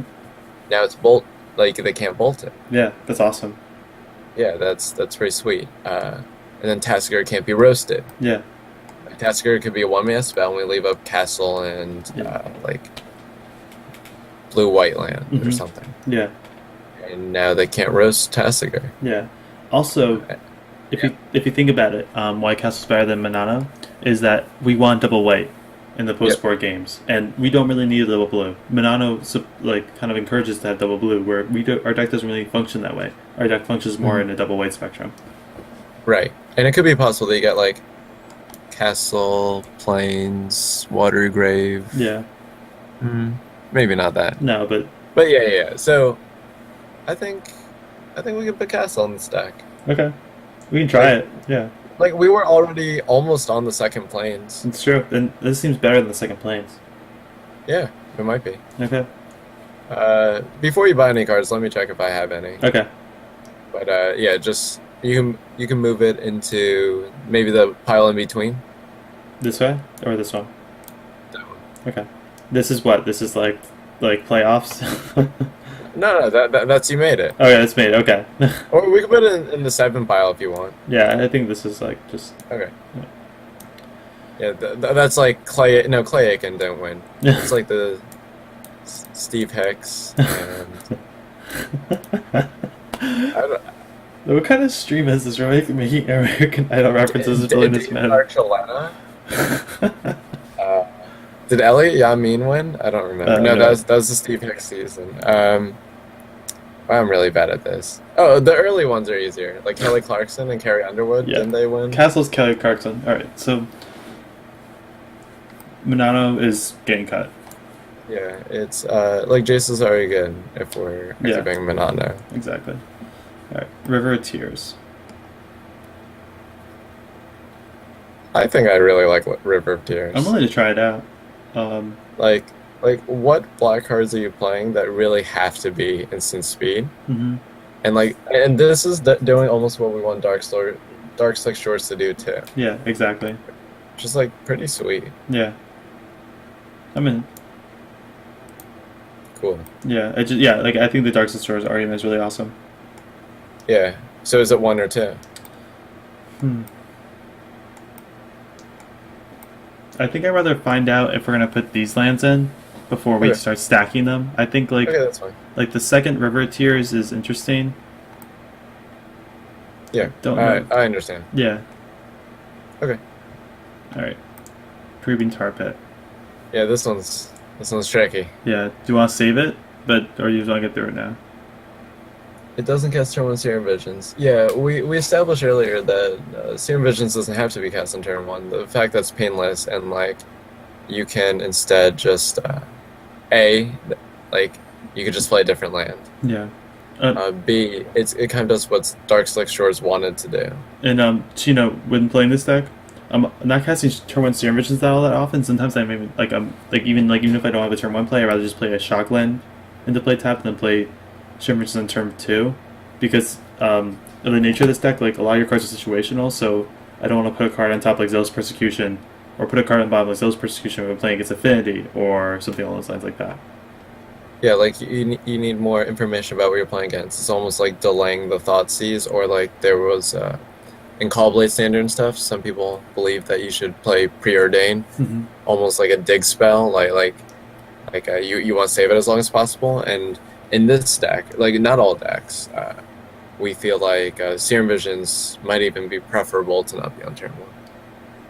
Like it's definitely good to have the option, and on the draw you might want to do it, but like it's not like all of our lands are River of Tears.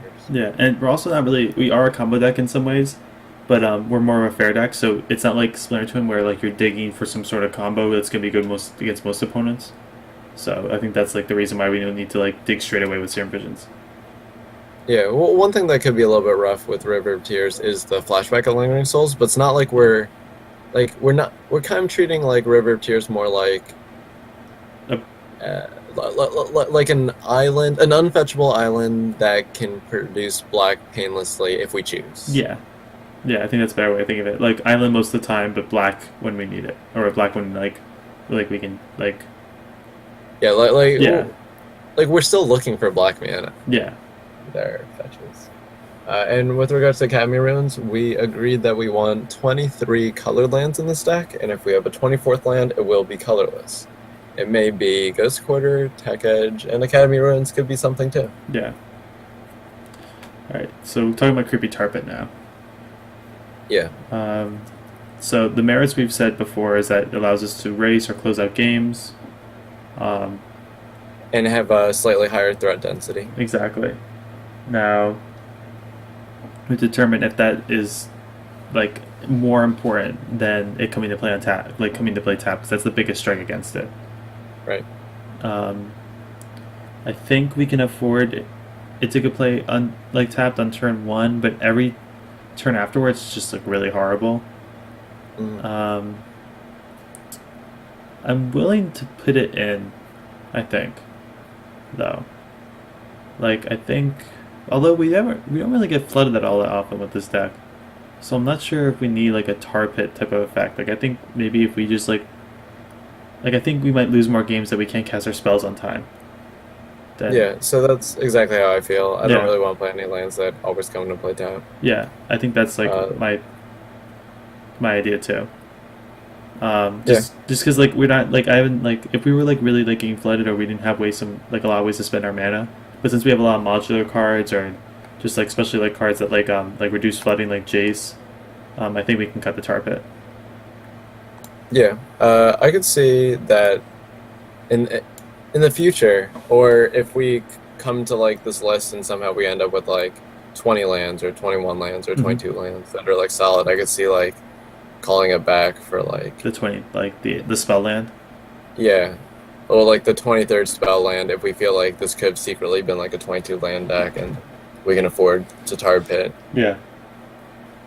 Like almost like that wasteland spot we were talking about with regards to legacy. Mm-hmm. But yeah, I'm okay cutting it now, or for now. Yeah, for now. All right, Cavern of Souls. This is probably So Cavern of Souls is pretty interesting. it's pretty cutesy. We have to figure out though if the colorless is damaging to us. Right. So the cost of having this colorless land. Maybe we want to discuss the buddy lands first, Yeah, just we'll to do- see yeah. if it makes a cut. Yeah, sure. So Buddy Lands, I think I do like Isolate Chapel coming into play. I don't like it with the lands we have to fetch out though. Like I can't fetch out blue and isolate. I can't fetch out Island and Isolate Chapel, which is bad. But like, how often do you want Island other than Serum Vision on turn one, which we already established you don't really have to turn one? Yeah, I'm just thinking about Jace. Okay. Um, Iso Chapel is really good though with our Water Grave though, but as a follow up. Yeah. Um, like I think it's much better than Drown Catacomb, you know. Hmm. And Water Grave, Yeah. I think that is like our god hand basically. If we're gonna have like our god mana, like it goes probably Water Grave, Isolate Chapel, right? Yeah. So also So how many buddy lands are you thinking with what we have going on right now? So right now it's the seven, the core seven, and then it's one castle and it's 1 to 2 river tiers. I think it's not more than three. Not more than 3 buddy lands. Yeah, three is the most I could ever think of supporting this deck over running these castles, cavern, and maybe an untapped land, untapped like colorless land. Yeah, so it'll be up to 6 total that can't cast it out of the 23, right? Yeah. Because it's one castle, 2 rivers, 3 buddy lands, and a cavern. So that's 7, Mm-hmm. right? So 7 from 23 is 16. Yeah. So you have 16 lands that prevent your buddy land from coming into play untapped, or 16 lands that allow it. Um, and then you have 60 card deck, so 16 is close to 15, so that's a 1/4 chance. Yeah. So that means on average, in your 7 card hand, if you don't mulligan, you should have around. That's about like 2 and 8. So on average, you should have 1.9 lands that have your buddy land coming to play on tap. Okay. It's like pretty high. Yeah, it's pretty good. And that's So how many playing with that's how many blood lands did you do in that equation? 3. Three. Okay. 3 and 2 river tiers Okay. and castle and Yes. cavern. So I'm willing to So play. like 7. I'm willing to play three then. I think the blade lands are actually pretty good as like untapped. Like I think they're pretty like good against burn now. I think they're pretty underutilized in modern. Okay. I want to keep a close eye on it. Okay. We can start with Um, two and then see if we need like an extra one. I think doing it the other way might be fine here. Okay. Um, just because like I don't want to say it contradicts what we were saying before, but it's like you stretch it and you can try to see. Um, my screen flashed and something happened. Oh, the font's changed. I think someone's hacking my computer. It happened again. Oh, my Adobe Flash player's out of. Whatever. Okay. Siege says Cavern seems weak for the majority of the deck. If your deck it's colorless. Well, that's not the draw to it though. Like it's how important is the That ability. I think Yeah. we're like we'll come to cavern soon. But yeah. We want to settle these buddy land things first. Wait, can you try moving something on your screen? I want to see if my screen's frozen. Okay, yeah, I can see that. Okay. So What's that flash? I think I think if we're gonna run three, I think I want to run one Isolate Chapel and two Drowned Catacombs because Drowned Catacomb is the best tapped turn one. Like if we're willing to play Creeping Tar Pit, like Drowned Catacomb is I think like where we want to be. If we're gonna play two, like if we're gonna play an odd number. How likely do you think it is we play Core Firewalker in this deck? I tended to want to try to play like Instant or Sorcery, Burn, It's like timely. Timely, and Rest of the Weary were the cards I was thinking of. I just tried Leylines this daily because Zombies considered it, and I think it's pretty against Jund too. So that's why they're in there. But I tended to want to synergize with Jace. Now, against Burn, I'm not sure if we have the time to cast those cards off of Jace, and we might just want a 2-drop like Core Firewalker in this deck. Burn matchup is so good already. I don't think it's that good. Like You could tune it to make it better, but right now it's not that great. Maybe in your list it's better because you're more cooperative Siege. Yeah, definitely. Yeah, his list seemed better suited for it. Yeah. I was thinking about one Drowned Catacomb, 2 Isolated Chapels. Okay. Just because like having extra like Godless Shrine-esque lands can be beneficial. Like you don't have many double blue, but like the double white post board and coming to play on tap I think is pretty important. Yeah, a lot of people are high on the Knight of the Reliquary combo right now. What's the retreat does like it makes it untap? Oh, so Yeah, you can like yeah. So you can look for all your lands in the Sajuri Step or like yeah soaring sea cliff or whatever it's called in yeah. Doma.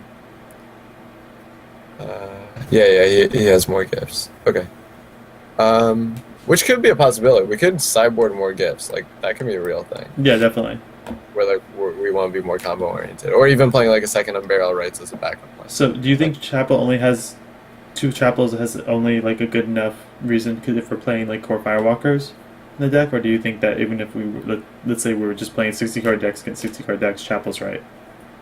I want one chapel, Yeah. definitely. And but if we're not playing Firewalker, I don't want the second chapel. Okay.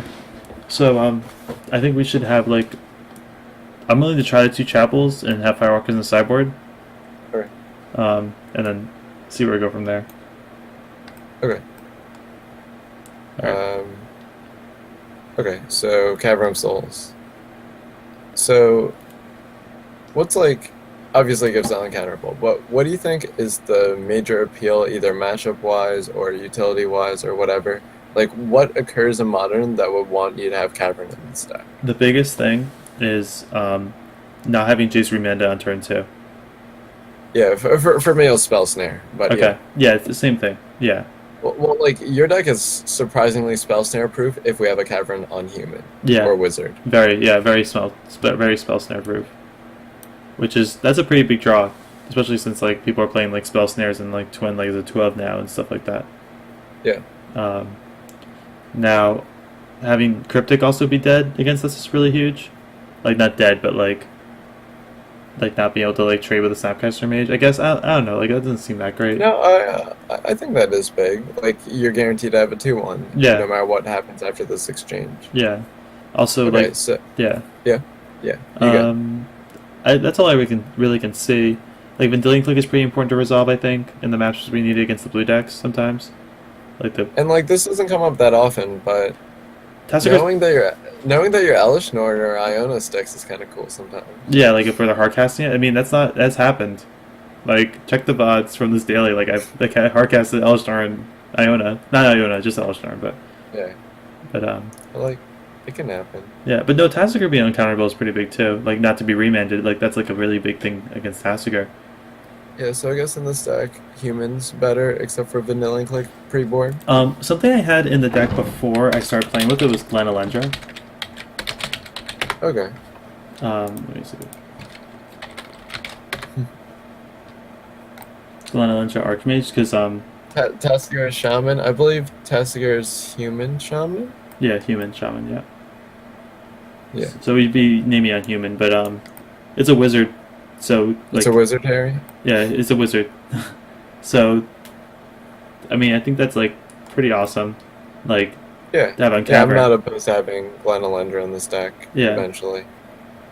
And having that uncountered can just like auto win some matchups. Yeah, I too am in favor of more fairies always. yeah. Pink person looks like you're in good company. Collectively, you're in good. Yeah, exactly. So I'm willing to put the Cavern in there. It also gives us some interesting sideboard strategies against like Twin and Scape Shift and stuff like that. And like the core Firewalker thing is like kind of real. Yeah, it's true. It does make our buddy lands worse, but Yeah, it makes our buddy lands worse. It can also, but like the fact that everything's so single costed, like Yeah. Watery Grave, Hollow Fountain, yeah, we're pretty, and then Cavern is like pretty much good to go. yeah, definitely. We don't. Yeah, we were saying that our deck does not have that many like colored mana. Like Vendilion Click is the most intensive colored mana card, and that is like not even like when we go over the deck like cards like that might not even be in the deck after we look at it. Right. Okay. So yeah, let's add Cavern. And then the last thing we want to decide on before we finish up with Hollywood Week is whether or not we want the second River of Tears. Yeah. So let's see. So what's the most miserable mana base you can have with River of Tears in play? So it's River of Tears, Island. Choose the third land, Cavern. Oh yeah, Cavern's probably worse. So Cavern and Yeah, Drown. I'm willing to put Drown Catacombs there too. yeah. I think it's Uh, and the Plains and Castle are pretty bad. yeah, If it's just three. yeah. Click has won me so many games. Yeah, it's in the deck for now. Yeah, it's very good. I love Click. Yours is also more combo based, so having extra cards that let you see their hands pretty sweet. Hmm. So yeah, Castle and Plains and Swamp.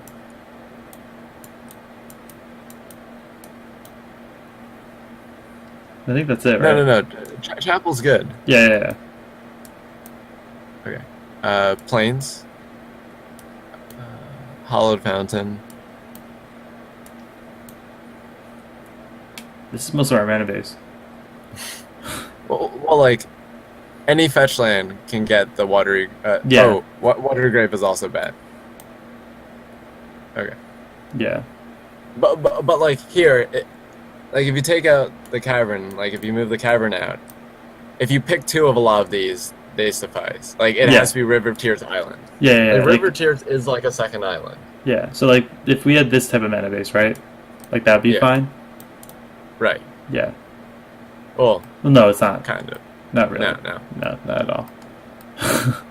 But like there are three thing pairs that you can make of this Yeah. that are like Like this is fine. fine. This is bad. Well, like you just treat the river like an island. Yeah. So like this mana base is really like 2 island, 2 plains, 1 swamp. It's just you can't search for that under Blood Moon, Yeah. which I think is like fine. And I- like I haven't played- well, My problem is I haven't played with River Tears yet, so it's only Fury that I'm. yeah, I mean I've only played within like Fairies variants where Yeah. like you want to be able to cast Bitter Blossom and Cryptic Command, so having a land like you don't really cryptic on your turn. Yeah. But like you also are in that, like the reason why I brought it up is because you are also in that vein where you're playing these discard spells. Like you're not really trying to play black spells on their turn that often. Yeah. Well, I mean, our black spells are actually kind of important to play on their turn. Like if you think about like discard's the one like the sorcery speed, but like a lot of our like removal spells we are playing on their turn, especially in the twin matchup. Right, but that's not until later. Yeah, that's true. Like Yeah. you can probably get a black source online. Yeah, eventually, yeah. So I'm actually fine with running the second River Tears just to like see it more times and see if it's like get some more practical evidence in there. I feel like it's kind of risky. It is I risky. I think it. How many lands is that? This is right now what we have. 13. Yeah, It could be a tar pit. yeah, it's true.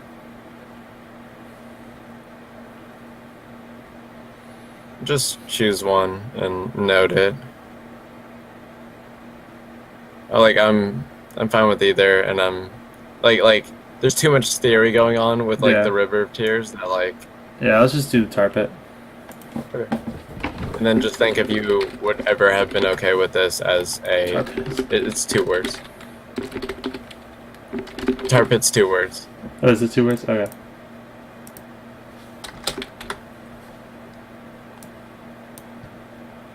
Okay. That's a lot of tar pits. Yeah. Oh no, it was search tar and pit What? like separately. That's why you have pit fight. Oh, okay, okay. Yeah, yeah. Oh yeah. no. It's because pit fight has pit and target. Okay, that's kind of cool. Alright. Okay, but yeah, so you're noting the tar pit, but Yeah. and noting the River of Tears too. Mm-hmm.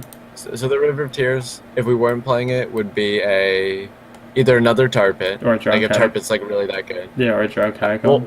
Well, we don't want 4 buddy lands, Oh yeah, right? no. I guess it could, Be another water grave. yeah.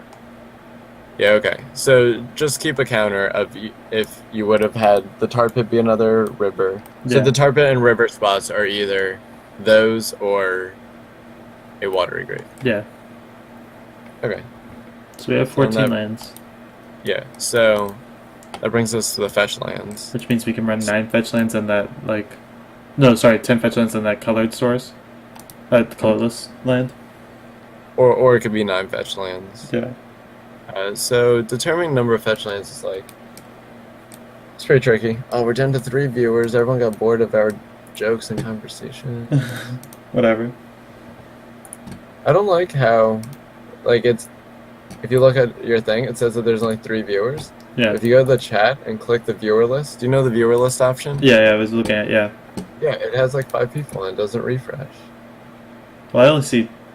Well, I see the 5 including MTG bot. Yeah, but if you look at your channel, it says Oh, there's only 3. viewers. Oh, okay. Yeah. Jeez. I'll just assume it's you, me, and MTG bot. Yeah. And maybe Siege. I don't know. The pink person was my kind of guy, though. he's been in my channel before. He's cool. He did spell favor with a U, so that's a strike against him. But, no, I'm just kidding. I like to fave all of our stuff. Okay. So, no, I had, at my previous job, I had a British guy on my team. I would tease him all the time, but I actually really, really liked him. Okay, cool. Okay, so like, your fetch land count is, like, it's pretty interesting, like, to come up with how many fetch lands. Especially, like, now with Delve being such, like, an integral part of the format, and Yeah. Jace as well. So, in your God hand, how many fetches do you have? My god hand. Probably 2. Actually, it's probably not 0 because No. a fetch land for Watery Grave or whatever is Yeah. probably better than just Watery Grave. I mean, my god hand's probably something like this, right? Is 4 it? spells. I mean, is it 3 fetches that we can play Tasker on turn 3? I mean, yeah, that's pretty good too. But I was just thinking That that's way, depends on the because matchup. then you got, well, you got like Jace Tasker, right? You Yeah. can flip Jace and have Tasker in play. Yeah, 3 fetch lands is good. So then that begs the question: are you okay Taking drawing damage. all fetch lands? I- Well, like, are you okay just like always drawing fetch lands? If I had maybe some way of getting some incidental life, like if I had lightning helix in my deck, I think I'd be fine. But I don't think I'm okay with just drawing all fetch lands with a deck like this. We do have lock pieces, so we're not like a control deck that like needs to conserve its lifestyle all the time. You know, like we do end the game. But I definitely would like some way to gain life. I didn't want to lose 10 life, basically. You know what I mean? Like just for my lands, or more. I don't think there's a scenario where you lose 10 life from your lands. Okay. Like, with the way your curve is, I don't see you needing to, Shock. like, I don't see you losing more than 7 from anything. Pink person, I love British people. Or Canadian. Actually, I like Canadians more, but if you're British, I'll still like. Siege says that he likes 24 lands here, but if you're going to 23, he would drop a Marsh Flats. Yeah, well, we're just talking about the number of fetch lands. The actual fetch lands is probably the easiest part of anything we've done tonight. And yeah, it's probably that, but we'll figure it out. And then pink person, I'm really bad at these Kappa thingies. Oh, Kipo? Okay, I don't get it, but I understand what Kappa means. Yeah, we've considered it. The problem is, like, it's only marginal against the burn deck, but it's a lot worse against everything else. And you're from Europe, but not the UK. It's okay. I would make another using you where we don't use you joke, but I might be crossing a line. It's not one of my fave hour things to do, but you can color out me however you want. All right. That's probably one of my more favorite sentences. Interesting. Or favor hour it sentences. All right, back to the centre of our discussion. With these jokes and mana bases, I don't know why I don't have more viewers. Yeah. Lines are meant to be crossed. I don't know. You can just stare at them and then cross your eyes, and then you incidentally cross them. All right, we gotta go back to the main base. Yeah. Okay. So your god hand has 3 fetch lands, but how about just like a normal hand where you're just trying to establish colors? Probably like if you have any of your lands that isn't Cavern of Souls, you can solve it with 2 fetch lands, right? If I have any of my lands that are not Cavern of Souls, I can solve. Yes. Yeah, I think so. Okay. So if you have any hand without Cavern of Souls, you can solve it with one fetch land, right? Yeah, I can see that. Okay. So you definitely want one fetch land in every opening hand. Yeah, definitely agree with that. If you play 10 fetch lands, then there is a 1/6 chance it's in your opening hand. Which means that you're guaranteed to have good mana if you have another non-cavern land in Mm-hmm. hand.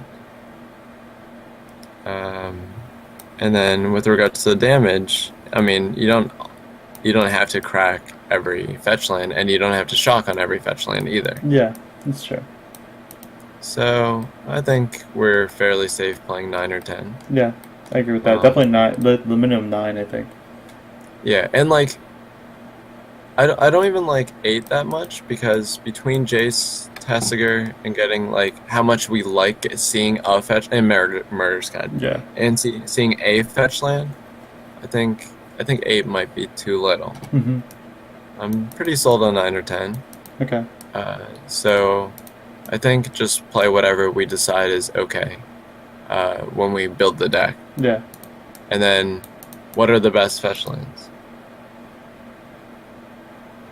Oh, right, it's Eero. I like that. I've never heard that. No. You already put in all these extra U's. That's why it's there. Don't try to, like, yeah, erupt this conversation. well, maybe like the U's are like being taken from somewhere else. Like they like take away like you Oh, only have wow, that'd be so crazy. like you only have so many U's in a language, and they have to like take them from other places. Man, that's pretty sweet. I wish that was the case. That'd be awesome. Okay, so the best fletch lands I think are.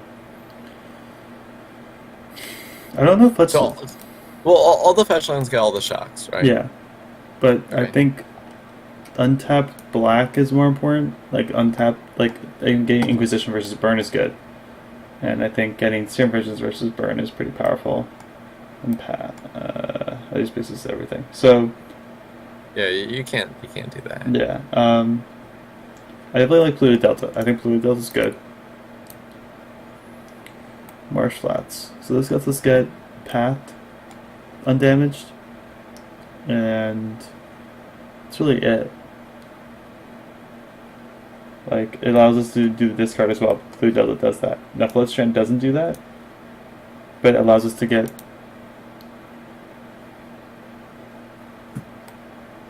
turn. What's going on inside your house?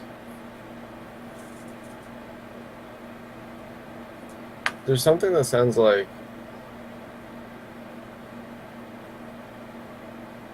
One second. Is that homunculus?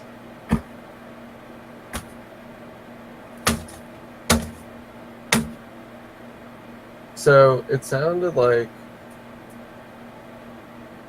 either like a muffled up like baby bird or someone like drilling into my house. What the hell? Both of which are kind of scary because, I don't want to see a bird suffocate. Yeah. Drilling into my house is kind of scary. And like, or it sounded like it could have been like,